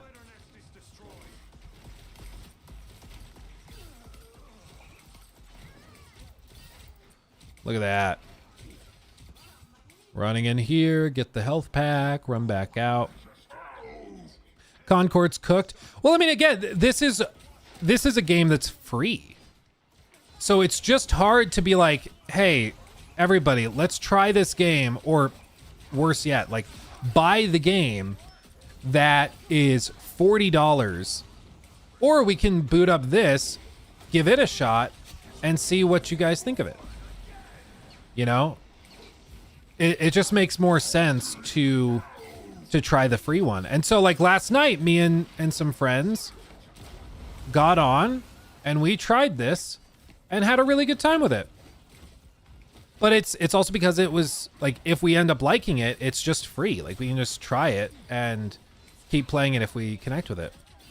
Whereas with Concord, it's like, if you like it, you're out $40. It's like you're punished for liking it. You know? And that's just that don't feel good. Only 60 seconds. I feel kind of bad. We've kind of curb stomped them.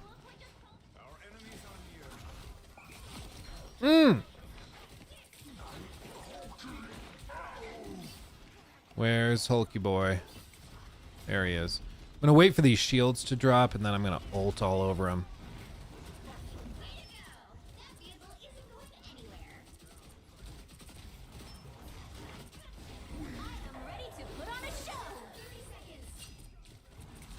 I was expecting that ult to do more, I'm gonna be honest.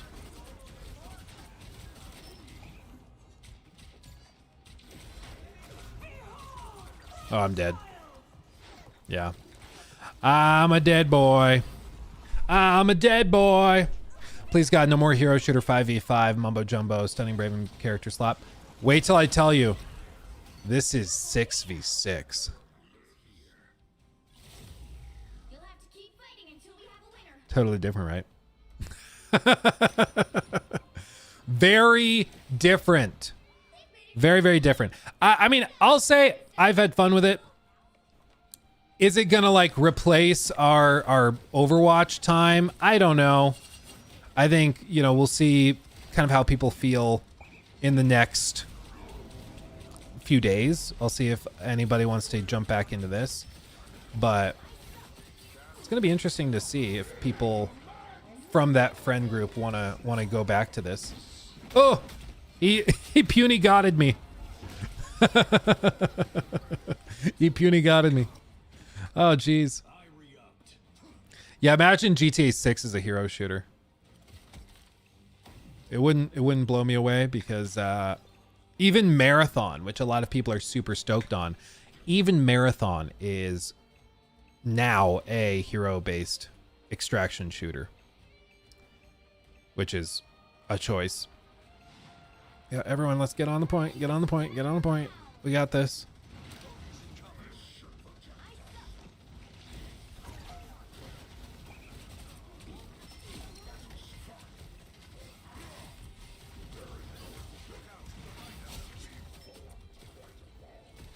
Then Bruce Banner.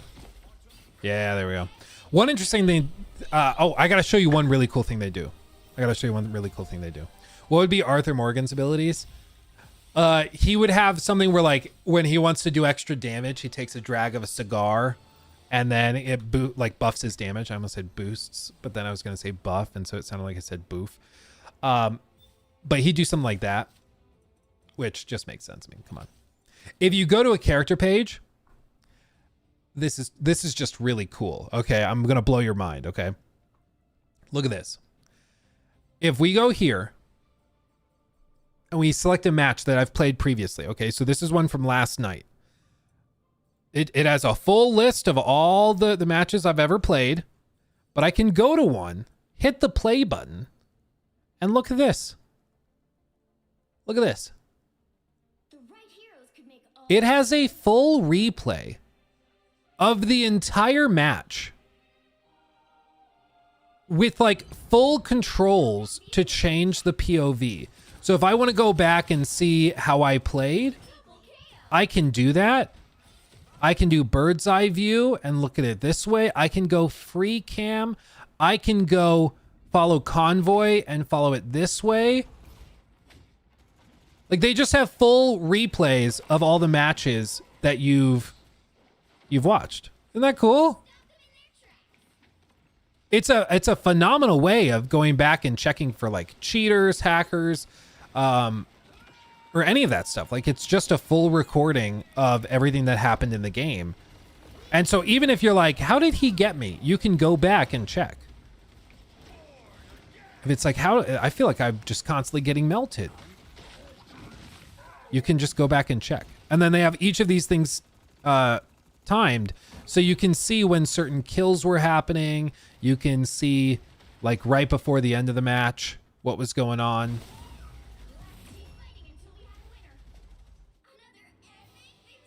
Like, isn't that cool? Isn't that cool?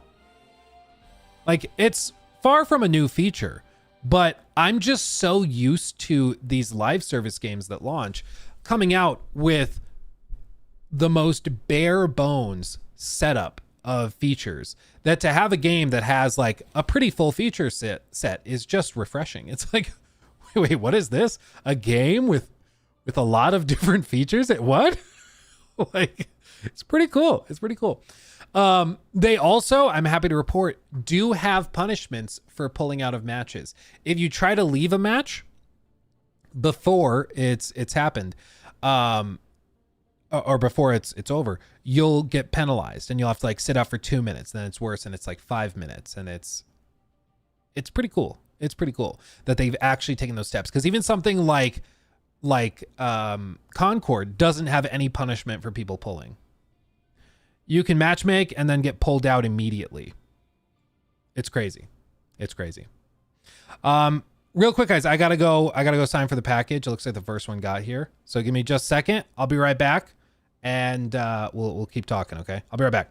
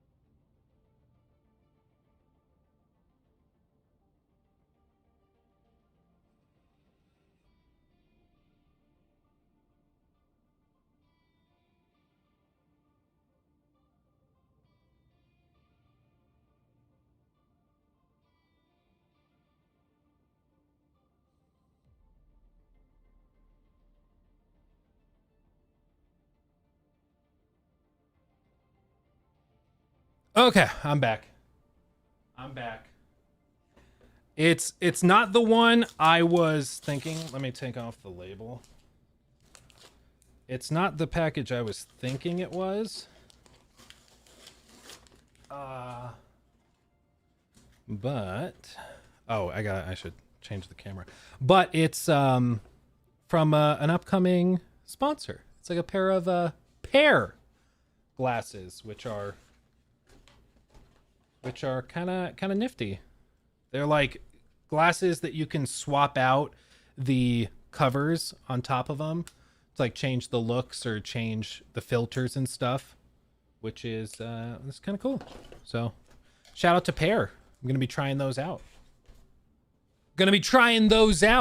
But anyway, all of this to say, I think that this is a pretty damn impressive setup for a game like this. It's also coming from NetEase, which is, I mean, love them or hate them, they know what they're doing when it comes to live service games. Like, they're very, very good at this. So I fully expect that they're going to keep adding stuff. Their long-term lineup, I'm sure, is going to feature more heroes and stuff. One of the cooler things are these team-ups.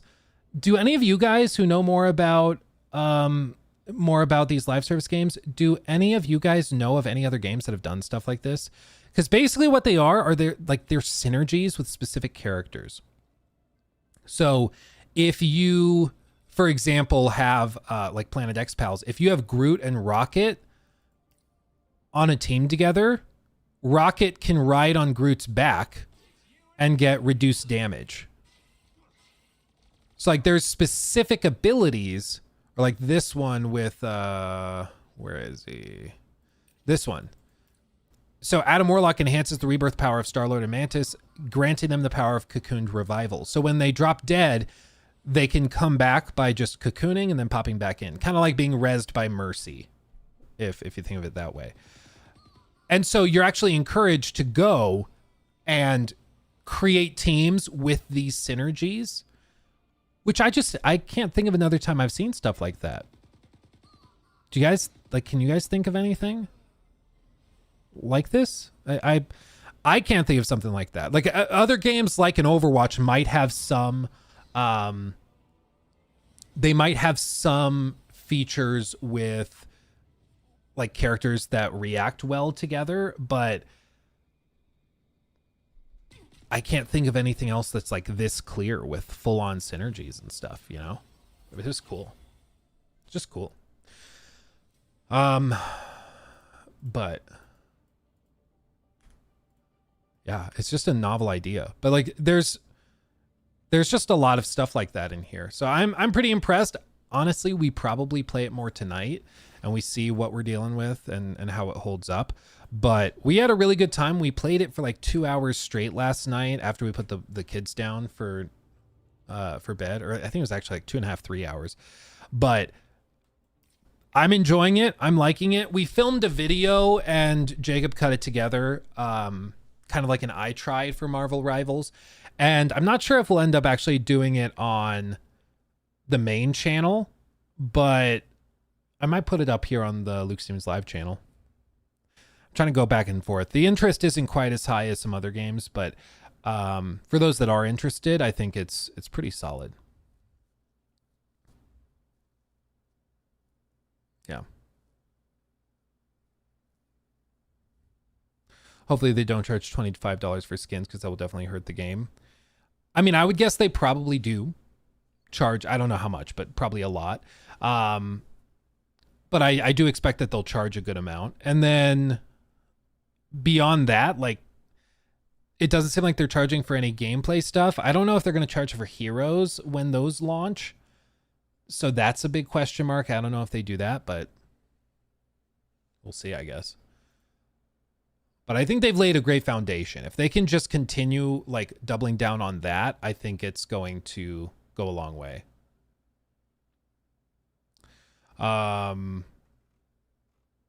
don't know why YouTube's now like taunting me. Like, what is this about? Just show me a $25.9 million Utah mega mansion I'm not Mormon enough for this. Like, Jesus Christ. Look at that. That's unbelievable. I've told you guys I had a boss and his house had 2 elevators. I don't know what you do with 1 elevator, but his house had 2. Like, I've seen some freaky houses, and even this, like, how on earth do you need that many washers and dryers? I guess if you have 15 bedrooms, there's a lot of laundry, but still, dude. Like, Jesus Christ. That's some Tom Cruise stuff. Breaks my brain. Oh. Yeah, one for the weekend, one for the other days. Yeah, YouTube knows you're getting the that YouTube money. I think hold on. Let's actually do this. Mortgage calculator. What, just off the dome, what do you guys think is the monthly payment for a for a $25 million house? If we say you put down 20%, which is what that would end up being, like, still 5 million down. So let's say you take out with taxes, fees, and everything. Let's say your loan is for $21 million. Okay.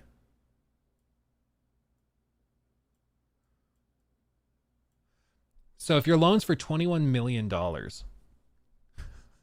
Jesus, dude, your monthly payment is 170 grand.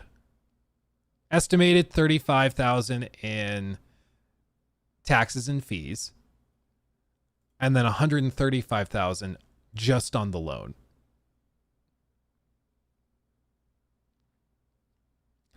That's insane. Now, granted, if you're buying a house like this, you're probably not just putting down 20%. If you can afford to put down 5 million on the house, you're probably putting down like 20 million, in which case, like, you know, assuming that you or 20 million. Yeah. Assuming that you're not just paying for it cash fully, but even then, like, $75,000 a month, dude. Like, that's the thing, is it's the property tax. That doesn't change based on how much you're putting down. Like, that's where people don't factor it in. They'll look just at the monthly mortgage payment, like, oh, I could afford a $40,000 mortgage, and then you realize that you're paying almost double that with the taxes. Like, Jesus. I spend double that on Creation Club points alone. So you're the guy. Wow. He heard YouTube money, went, wait, can I actually afford that? No. Like, that awkward moment when the monthly payment is like way more than you make in a year. Like, you know, it's like, Jesus Christ. It's like whatever it was, $190,000 or something. Like, Jesus, dude. My God. I don't know if I'd ever be able to justify living in a house like that. Like, it's one thing I've never really grasped is, if you have that much money, why do you need 20 empty bedrooms? You know? Like, I get it if you're getting a penthouse in New York City and you have like one big apartment with like a couple bedrooms, but just because it's like the penthouse in a skyscraper, it's super expensive. I kind of get that, because, okay, it's at least in terms of size reasonable for you, but these people that get like actual castles and it's like them and their mistress, I just don't get it. I just don't understand. You know? Oh, if you have a $25 million house, I'm guessing you have, they're not called servants anymore. They're called staff. But I would guess you probably have staff to help you manage it. I don't think you're doing anything yourself. Like, I used to follow this one girl on TikTok, and she was a private chef in the Hamptons. And if you don't know the Hamptons, like, let's see. The Hamptons are where like all of the super wealthy and like super, super wealthy people live. So it's in the middle of East Hampton, New York. So it's on this like stretch of real estate, Hampton Bays. So if you are like a millionaire or a billionaire that works in New York City or Manhattan, whatever, you can live out here. And these houses are ridiculous. Like actual castles. Like this is where I think Joe Biden has a house out here. Like that awkward moment when a $15 million house is like one of the most boring ones. This one, $89 million for the beachfront property. Like, and it's not a bad house by any stretch of the imagination, but it's the land. Like for $89 million, I would expect a little bit more, you know? Wouldn't you? $89 million. Wouldn't you expect more than that? Like it's, again, not a bad house. Nobody's saying that, but it's just not what I would expect for $89 million freaking dollars. But you're paying for the land. I mean, that's the big thing. They're not getting more of it. Jesus, dude, $89 million. Very beautiful. Very beautiful. But not in the Hamptons. This house is maybe like 900,000, maybe. You know? I mean, you have a private beach? Yeah, but you can get private beaches all over the world for way cheaper than that. We were in well, I wasn't there, but when we were in Minnesota on vacation, I was talking to some relatives who their like whole goal is to basically sell everything they own and go live in like a beachside property in Costa Rica or something. And for that, you can like the properties they're looking at are like maybe 800,000 for a plot of land that's bigger than this, but with a full like private beach and coastline, and it's in a forest and everything. Like it's pretty crazy. It's pretty crazy. Yeah, this is more for the land. Like this is something you're buying so that you can live close to New York. And still, I mean, this has to be like an hour, 2-hour drive into the city, right? It's gotta be. Like, there's no way that is that close. Like, maybe the lawn's big so you can land a helicopter to come and pick you up to take you to work. You know, like, I don't know how else this would work. Let's try this. Okay, so I've got this now selected, directions, starting point Manhattan, New York. It's a 3-hour freaking car ride. Dude. So are you doing it just so you can take a boat through Long Island Sound? Is that why you're doing it? It's a 3-hour car ride. There's no, like, even if you're working in Manhattan, I don't know why you would do that. So I don't know, man. I don't get it. I don't get it. But I don't know, maybe there's something I'm missing why you'd want to live there and spend $89 million. Yeah, get the joppa. You've seen Wolf of Wall Street. Wolf of Wall Street, he's getting picked up all the time in a helicopter. And I'm guessing that that's what you're doing if you live in a place like this.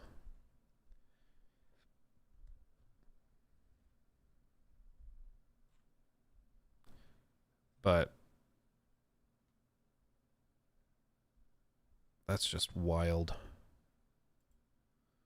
So anyway, if you ever want to feel poor, look at real estate in the Hamptons. But what did I talk about that about? Oh, like the Hamptons, expensive real estate. I lost my train of thought. I don't know. When's Jor coming on? In 37 minutes. 37 minutes from now. For our podcast. Oh yeah, did I see the AC Shadows team thing? Yes. Let me pull this up. Okay,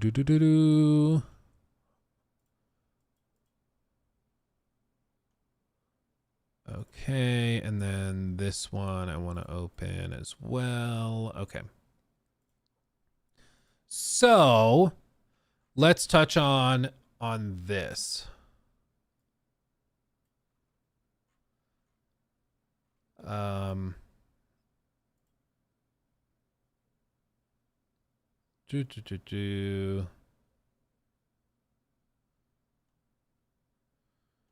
Oh, dude. Okay, this is going to be funny. Okay. New segment. Okay, let's talk about the Assassin's Creed Shadows team message to the community, addressing kind of the elephant in the room. Now, in case you've been living under a rock and don't know what the message that we're going to read is in reference to, basically they announced AC Shadows, and this has been a long time coming. People have been really excited for an Assassin's Creed game set in Japan for years. I mean, people were asking for this back in like 2012. People have been wanting this, and they dragged their feet. Apparently there was a former head like creative guy at Ubisoft that kept poo-pooing certain ideas that he didn't like, specifically like having a female protagonist. He was the one that shot that down and didn't let that happen. Setting an Assassin's Creed game in Japan, he didn't want to do that. He thought it was too obvious to do, so he wanted to do something else. Things like that. He got booted out during the whole investigations with regard to the misconduct of certain executives within the team and things like that. So he got booted out, and now they're starting to do those things that are like fan wishes, like having a game set in Japan. And when they announced AC Shadows, they announced it with 2 protagonists, which was rumored and speculated, and we knew that that was going to happen. And people who had been following the game for a while also knew that they were going to have one of the characters, one of the playable characters, be Yasuke, who is he was likely a historical figure. Not likely. He was a historical character and figure, a real person that did exist. But in Assassin's Creed Shadows, they are framing him as a samurai. But all of the historical literature seems to point in the direction that Yasuke, like calling him a samurai, is pretty generous. He basically came over with a bunch of Jesuit missionaries, a Freudian slip, I guess. And so he came over with a bunch of missionaries, and then one thing led to another. He ended up becoming one of the like close, I don't even know what you'd call him, like not quite assistant, not confidant, but just somebody that one of the local lords in Japan would bring with him to different places, because he was a fascinating individual. He was an African slave or missionary, depending on who you talk to or which source you look at. And he was very tall. Obviously, he was black, so that stood out in a crowd in Japan. And he got land, and all of that stuff is most likely true. But calling him a full-on samurai is a little bit of a stretch. Now, for those of us who have like followed Assassin's Creed games for years and followed the development of AC Shadows and the rumors and stuff that have popped up around it, none of this came as a surprise. So when this trailer dropped, we're like, yep, we saw this coming. But for the rest of the gaming community that didn't see any of this, it was shocking. It was shocking. Like, they had no idea this was happening. So for half the community, they were like, yep, no, we knew this was going to be one of this was going to be how they were going to set it up. They'd have 2 protagonists. One is going to basically play the role of a ninja. The other is going to be a samurai. And that's going to be the kind of dynamic. Same with what they did with AC Syndicate, another game that these guys, this particular team worked on, where they're going to have a melee focused character and a stealth focused character. Okay, cool. But for the rest of the gaming community, this came out and it really just looked to be a decision made to increase like the standards of diversity, inclusion, equity, all of those things. And it just fit the narrative too well to see a game set in Japan. Finally, we get a game where we get to play as a ninja and a samurai, but you're not playing as like a Japanese man or woman. You're playing as a Japanese woman and then an African man who's been brought over to Japan.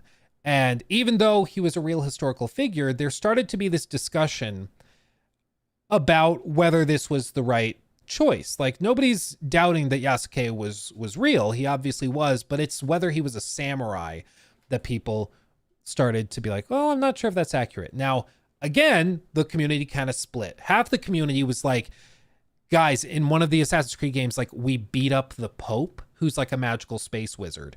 In the last game, Assassin's Creed game from these developers, you fight minotaurs and cyclopses and all sorts of mythical creatures. AC has never really been about historical accuracy, so why are we freaking out that this guy who probably wasn't a full-on samurai is being treated as a samurai? So half the community kind of takes that stance. And the other half, whether they're like Assassin's Creed fans or not, the other half are looking at it and being like, yeah, but you have a game where you're finally playing as a samurai. Why not have it be like as true to the vast majority of stories and characters in this land during that time, which was that samurai were Japanese individuals. Like, this isn't a controversial thing to say. Why did you choose to go this route using Yasuke?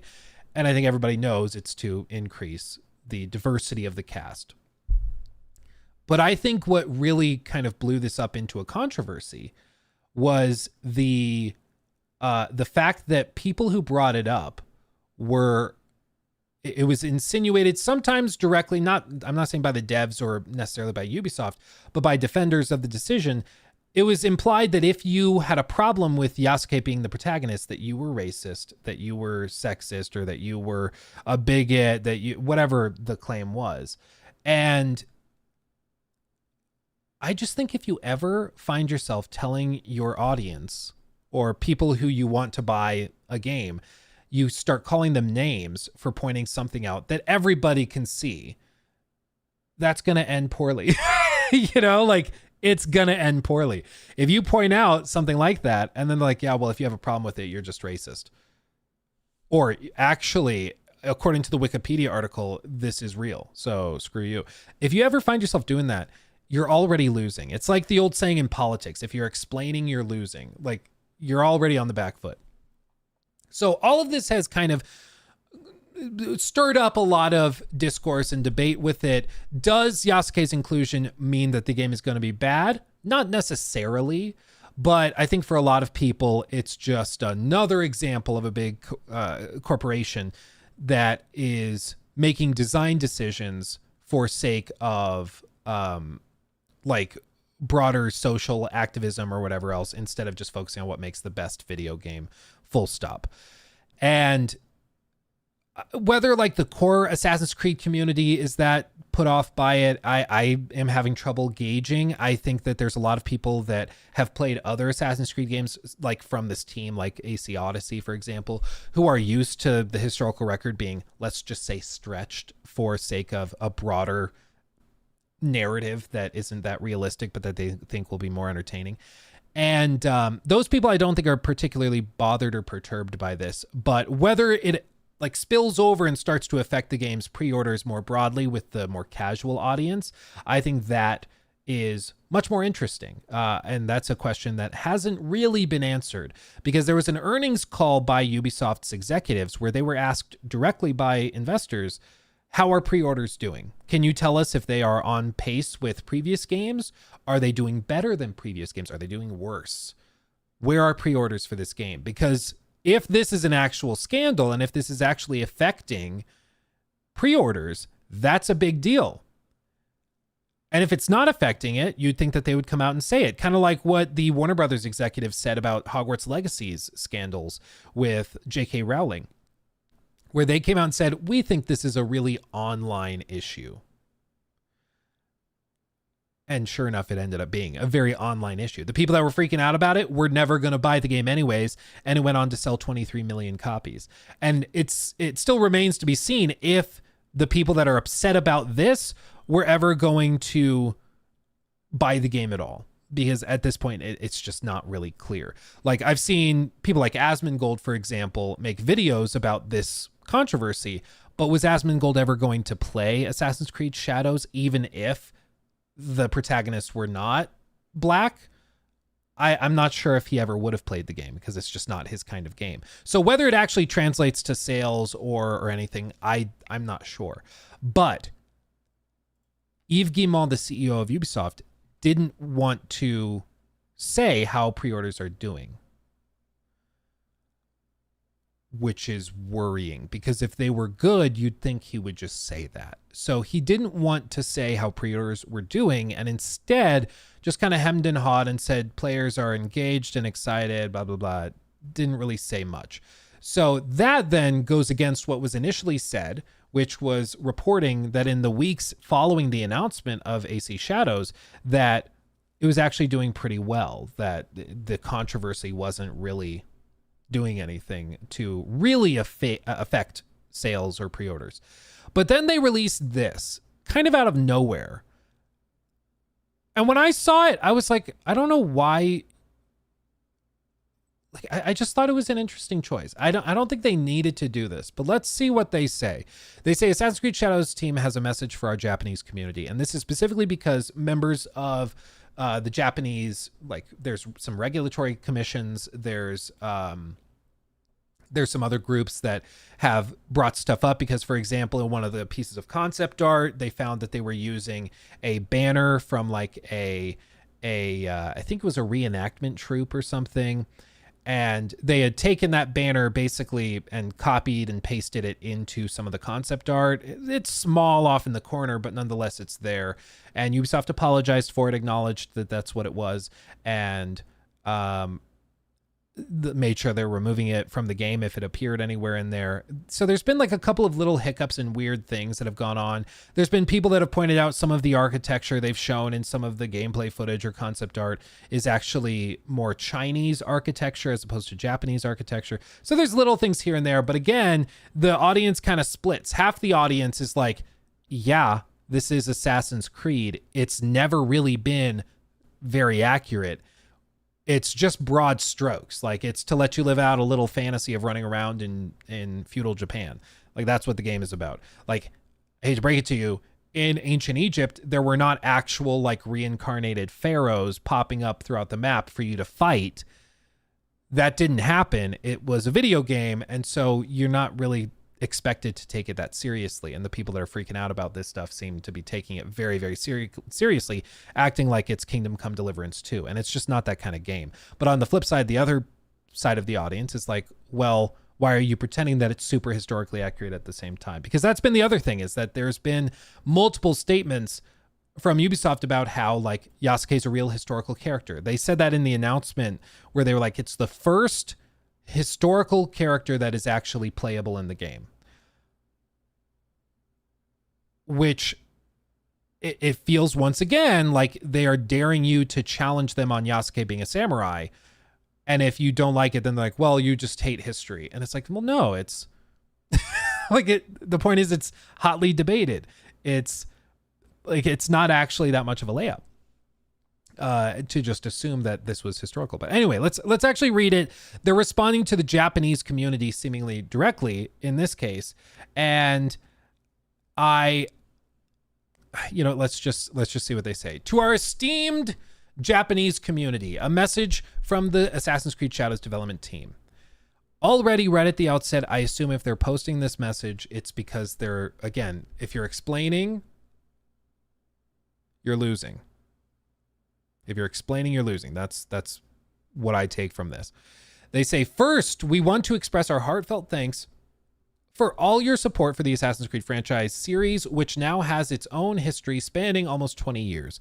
Over this time, we have explored various settings, time periods, and characters, from an assassin during the Third Crusade to a Viking in the 9th century England, and countless more.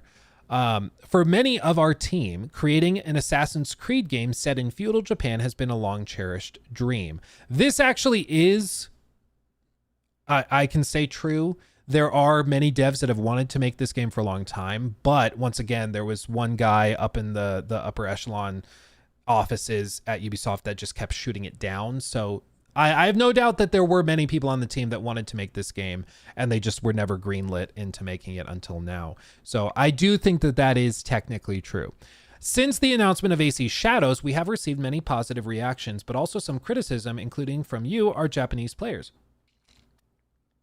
We share your passion for history and deeply respect your care for the historical and cultural integrity of your rich heritage. And this is a similar thing. What all of this has reminded me of is, you know, that like Cleopatra documentary that went on Netflix, where they just like pretended that everybody in ancient Egypt was black, even though like even in the Ptolemaic period, it's like, I hate to break it to you, Cleopatra was not black. Like, we know this for a fact. Like, even tracking DNA to the Ptolemaic period and the mummies that we have, we know that that's not the case. And they called everybody who doubted it like racist and all this stuff. And funnily enough, one of the guys that, let me pull it up. One of the guys that I devoured his content back in the day, is an Egyptologist named Zahi Hawass. Zahi Hawass, he is a fascinating guy, but he's basically like a real life Indiana Jones. He is an Egyptologist, and he, let's just say, did not respond well to the Netflix documentary. He called it like just not accurate at all. Yeah, first of all, I have nothing against black people at all, but I'm stating the facts. Look at the Macedonian queens. None of them were black. It's like, it's not a hot button issue in Egypt like it is here. It's just a fact of the matter that is not accurate. Like, Cleopatra was not black. The Macedonian queens were not black. And to pretend that they were is actually changing history. And the same thing's kind of happening with, not Egyptologists, obviously, with archaeologists and historians in Japan who are not responding that well to the claims that Yasuke was like a full-on samurai, because it's not a given. Like, that's not actually the case. And they can like demonstrate that it's not the case with the historical record, that it's up for debate. It's not a given that is the case. So I think a lot of historians in Japan are like, you're exposing new audiences to our history, but you're twisting the history for other purposes. And it's not okay. And so that's kind of what they're responding to. We would like to address a few points to clarify our intentions and creative decisions. Overall authenticity efforts. We have put significant effort into ensuring an immersive and respectful representation of feudal Japan. However, our intention has never been to present any of our Assassin's Creed games, including AC Shadows, as factual representations of history or historical characters. Instead, we aim to spark curiosity and encourage players to explore and learn more about the historical settings we get inspired by. AC Shadows is first and foremost designed to be an entertaining video game that tells a compelling historical fiction set in feudal Japan. Our team extensively collaborated with external consultants, historians, researchers, and internal teams at Ubisoft Japan to inform our creative choices. Despite these sustained efforts, we acknowledge that some elements in our promotional materials have caused concern within the Japanese community. For this, we sincerely apologize. All game footage presented so far is in development, and the game will continue evolving until launch. I wonder, is there any gameplay specifically they've released that has like ticked off people? Because I'm trying to think of any gameplay I've seen people complain about. I've heard people mock the music choice with like Yasuke because it's like hip hop inspired, which people felt was like kind of cringe because it's like, he's African. He's not like what are we doing? You know, it felt very forced and it just felt weird. So I've seen people mock that, but other than that, in the gameplay, is there anything like that? When everyone bows to him, that at least my understanding for the bows was that because he's a samurai, people bow to the samurai. I don't know if that's historically accurate, if people actually bowed to samurai when they walked through villages, but that at least is what I understood was the at least design decision for that. But anyway, they continue.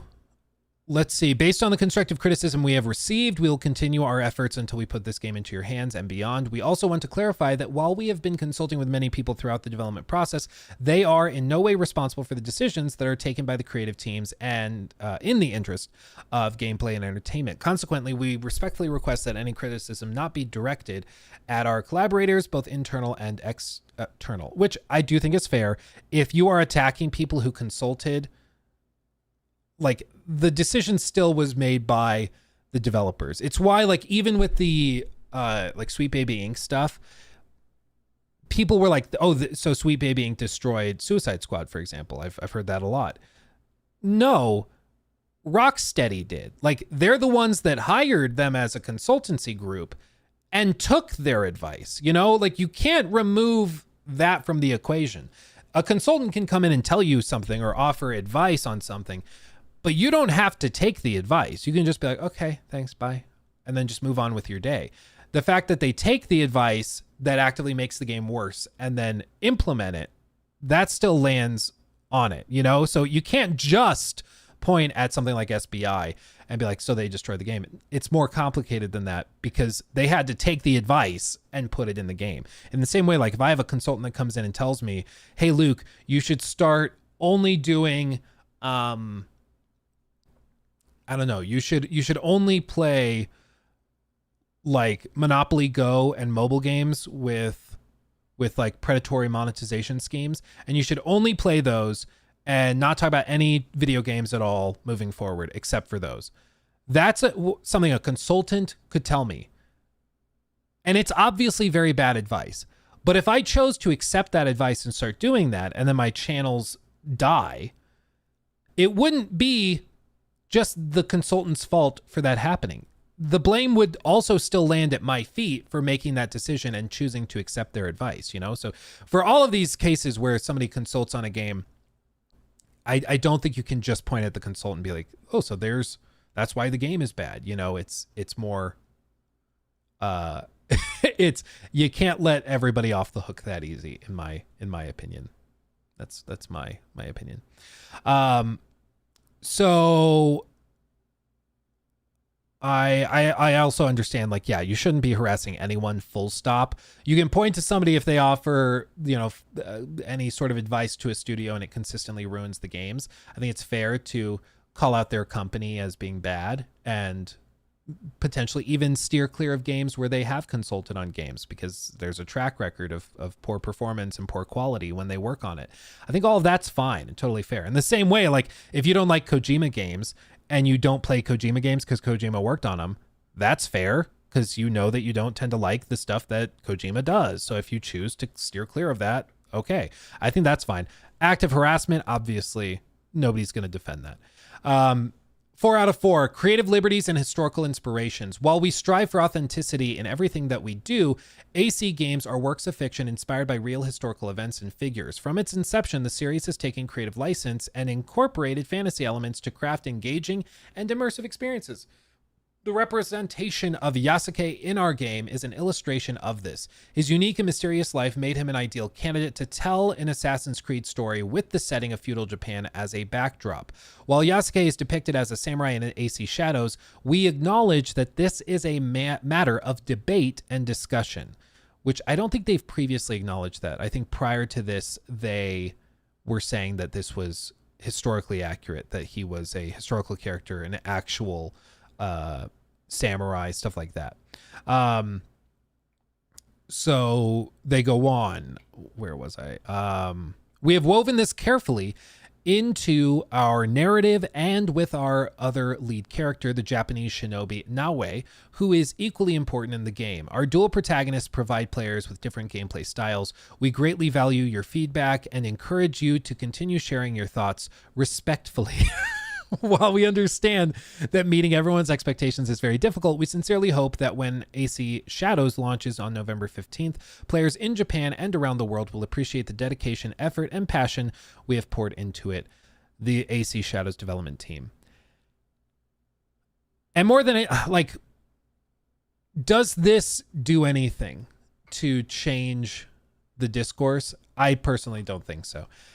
I think that there's some people that are just going to be upset at the decision to use Yasuke as the playable character. And I don't think that a message like this really changes it. Whether they are the same types of players that were going to play this game is a separate issue. I'm still trying to figure out if the people that are most upset about AC Shadows are actual AC fans who are going to buy this, or if it's a totally separate group. But more than anything, I mean, I think that it's just a currently like politically charged season and time in the gaming industry. Happens like every 10 years or so, we get into a hyper-charged time. And this just too perfectly fit in with that narrative that studios are willing to bypass either narrative quality or historical accuracy or whatever else that they claim is important for sake of boosting other like activist goals. And it just fits that narrative too well for people to look past. And I think that that's why in many ways AC Shadows has fit so perfectly into that mold and been brought up by so many people. Core fans of the franchise are going to point to stuff like this, as Amir points out. I feel like people have completely forgotten that this screen shows up when you start any AC game. These games were always historical fiction and not meant to be literal history books representations. And it's true, this screen does pop up every time you boot up an AC game. Clearly, they're not trying to be historically accurate with everything they do. But again, I just think that this... I think they knew that this was going to be received this way. I think they knew.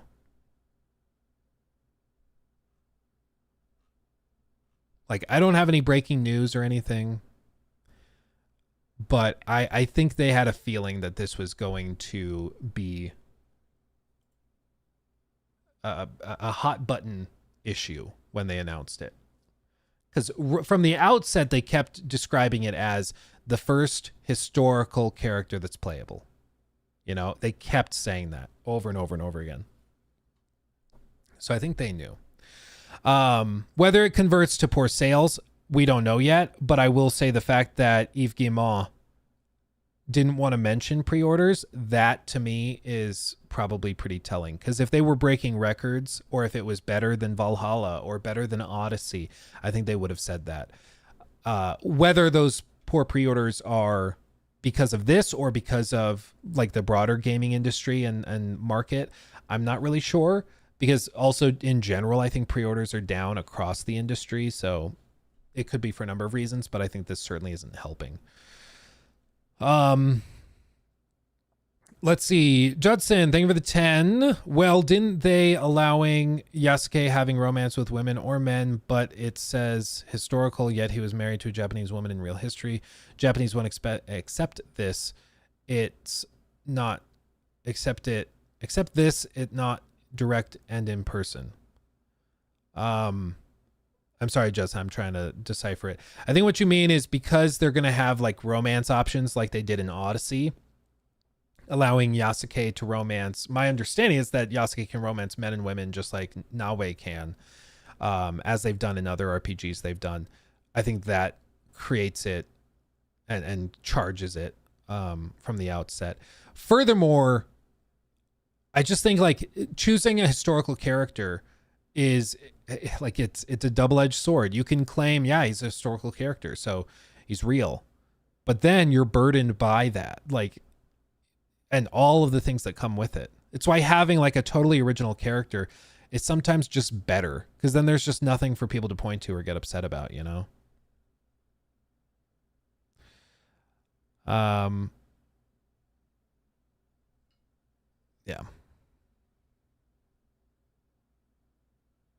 I hope they double down for the next one and put a Hispanic in Sweden. But like, I think that's the vibe is that a lot of people just get the sense that like, if you're going to tell me you crafted Nawe from scratch, but then you chose Yasuke, like we all know why they chose Yasuke, and to pretend like we don't, like he wasn't chosen for the sake of boosting diversity in the cast, like to pretend like that's not true is just delusional. Like we all know that's why they chose it, and it's the gaslighting that kind of drives, I think, a lot of people crazy, where it's like no, and if you say that, then you're a bigot, you know. That just is what I think drives a lot of people up the wall, because again, when you talk down to your audience, you shouldn't be surprised when they get upset. Blake Rogers, thank you for the 10. Whether or not you're excited for AC, the best thing the game did was out Thomas Lockley as a lying historian who's disgraced for his work about Yasuke. Thomas Lockley. Is that the guy we looked at? We did a segment on one of the historians. He's an English educator residing in Japan, associate professor at the College of Law.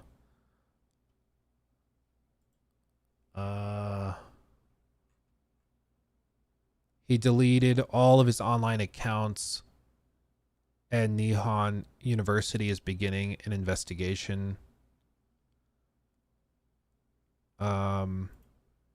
And they're expected to probably fire him. Let's see. He appeared on Ubisoft's podcast for Assassin's Creed Shadows, was widely cited in the edit revisions on the Encyclopedia Britannica and on Wikipedia as the authority on the claim that Yasuke was a samurai. And then he was later accused of using an alternative account to edit Wikipedia to promote his own books and papers.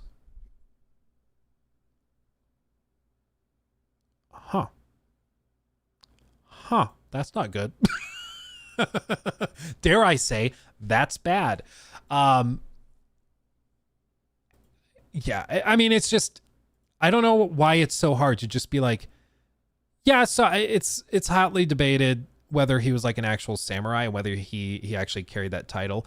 But we took him as a character with a name of a person that actually existed, and we just ran with it and decided to go with it. And whether it's like super historically accurate or not, who can say? But you know, whatever. If they just said that, I think people would have been more open to it. There still would have been a lot of people upset by it still, but yeah, it's just, this is what's just such a it's kind of heartbreaking about it, is they work on a game like this for years and years and years, and if they had just had, you know, a Jin character, it's just some samurai, you know, a Japanese guy who's a samurai that you can play as, and then you play with Nawe as well. Like, none of this would be in the discourse. None of this would be a discussion at all. But that's kind of the problem, is once they decide to go with Yasuke, anybody who suggests a change for sake of historical accuracy is going to be chased out, you know? Nobody can say it. So, I don't know. Shadows just boosted Ghost of Tsushima 2 sales before it was even announced. I mean, I did see an interesting case somebody made on Twitter or X or whatever. Somebody actually said, like, I think it's just too late in general. I think after Ghost of Tsushima, this game was always going to be directly compared to it, and it was always going to be fighting an uphill battle with it. I don't think it was ever going to find success. And I think that's probably... that's an interesting point. Like, I'm not sure.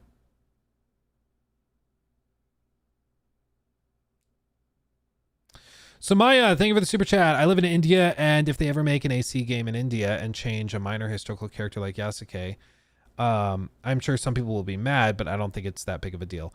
At the end of the day, like, will this affect the game being good or bad?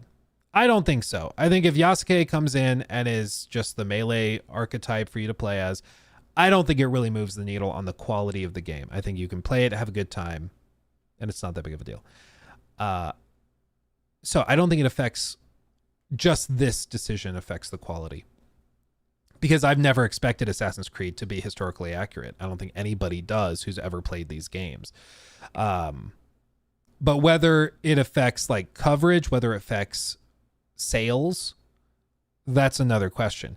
Because I do think one of the most potent forces in all of gaming is peer pressure and public shaming. And if a game is considered uncool, people don't talk about it. People don't buy it as much. And so I think what Ubisoft is potentially afraid of is that people are going to maybe buy it. The hardcore fans will buy it. But I don't think many streamers are going to be playing this because they just don't want to deal with it.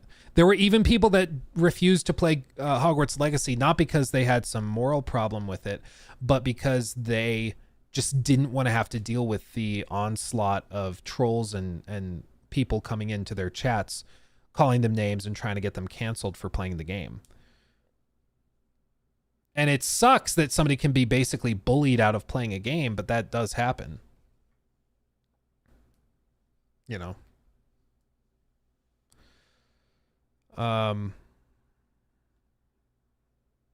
Yeah. And it's just, what's crazy is it's, yeah, well, Hogwarts Legacy still sold well. You were right. Assassin's Creed is also still a huge franchise. So AC Shadows, I think, still sells millions of copies. It's not like they're going to cancel it and it's going to be a disaster. But whether the Yasuke point continues to be a big point of drama is going to be interesting. I'm not sure. I'm not sure how it'll go.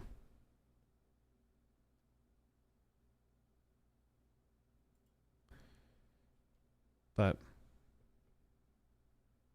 yeah, Girlfriend Reviews outright did not review Hogwarts Legacy because of that. Yeah, and I've told you guys, some of you guys were here in chat for it, but we had people coming into our stream typing out the N-word in all caps to like try and get our video and our stream taken down.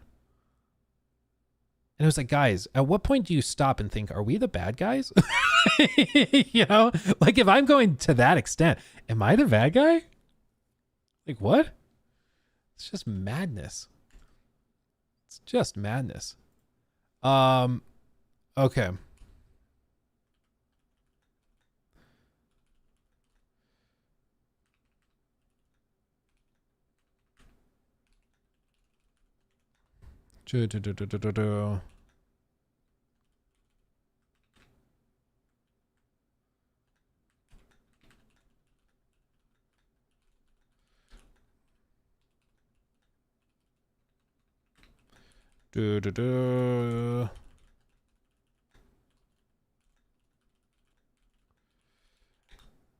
Okay. Okay.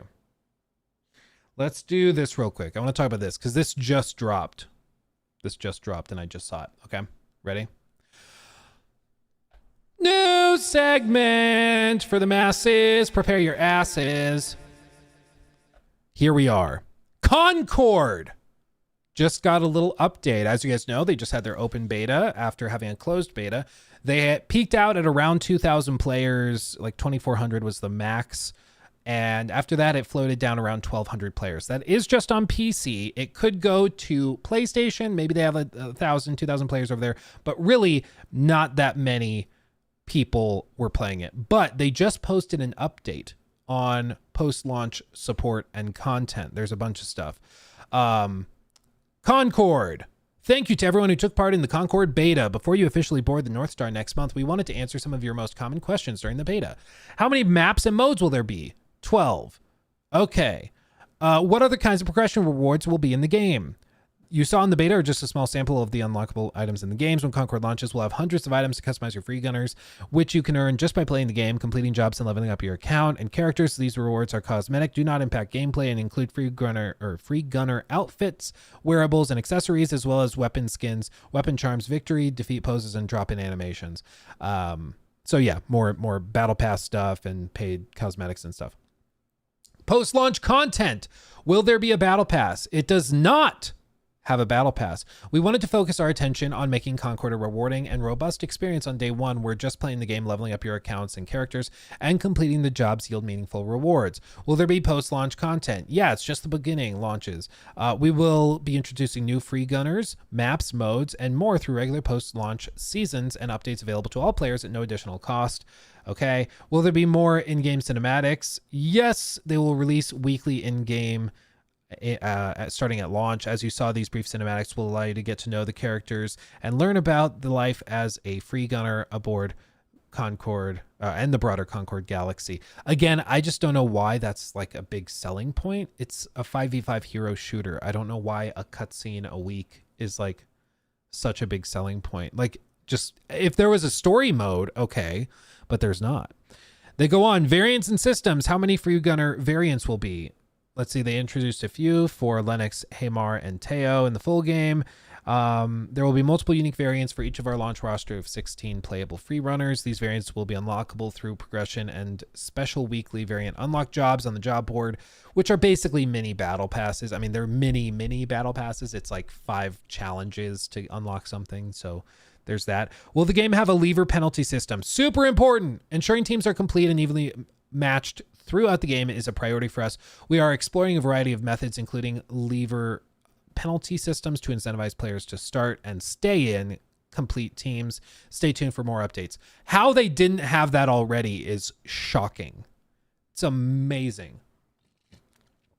But it's like Joel Raptor said on our podcast. He was like, I think they've just done like play tests where they have hired people. They pay them $100 to come in and play the game for an afternoon. And those people weren't dropping out of matches. They weren't leaving. So they literally, like, they probably forgot. They just didn't even think they needed it. They go on. Solo modes and training. Will there be solo PvP modes like free-for-all? At launch, we will have 6 distinct 5v5 team-based modes, which range from more approachable respawn-based modes like Trophy Hunt to more competitive modes like Cargo Run, all of which can be queued for as a solo player. We will not have solo-specific modes at launch, but our lineup will grow over time through regular content updates. We look forward to partnering with the community to help inform how we evolve the experience with new modes in the future. Oh, okay. Will there be any form of training mode? Alongside trying out different free gunners in matches, at launch, you will also be able to familiarize yourself with core mechanics, movement, and select character abilities and gear in special single-player training modes. So they do have single-player training modes, but they will not have single-player modes. Okay. No mention of a rank system or anything like that. They'll have like competitive modes and stuff, but that's it. What do you think the top comment on this series of posts is? The number one comment that you first see. Please delay the game. Oh, man. Please delay the game. Please delay it and add PvE. It's going to be hard to stand out in this environment. Game is fun, but you'll need more to survive. We want you to succeed. No battle pass is a W, sure. To the bitter crowd, you'd much rather have a paid monthly... paid battle pass, microtransactions versus a one-time payment and free content. Shank my damn head. Y'all just broke and bitter.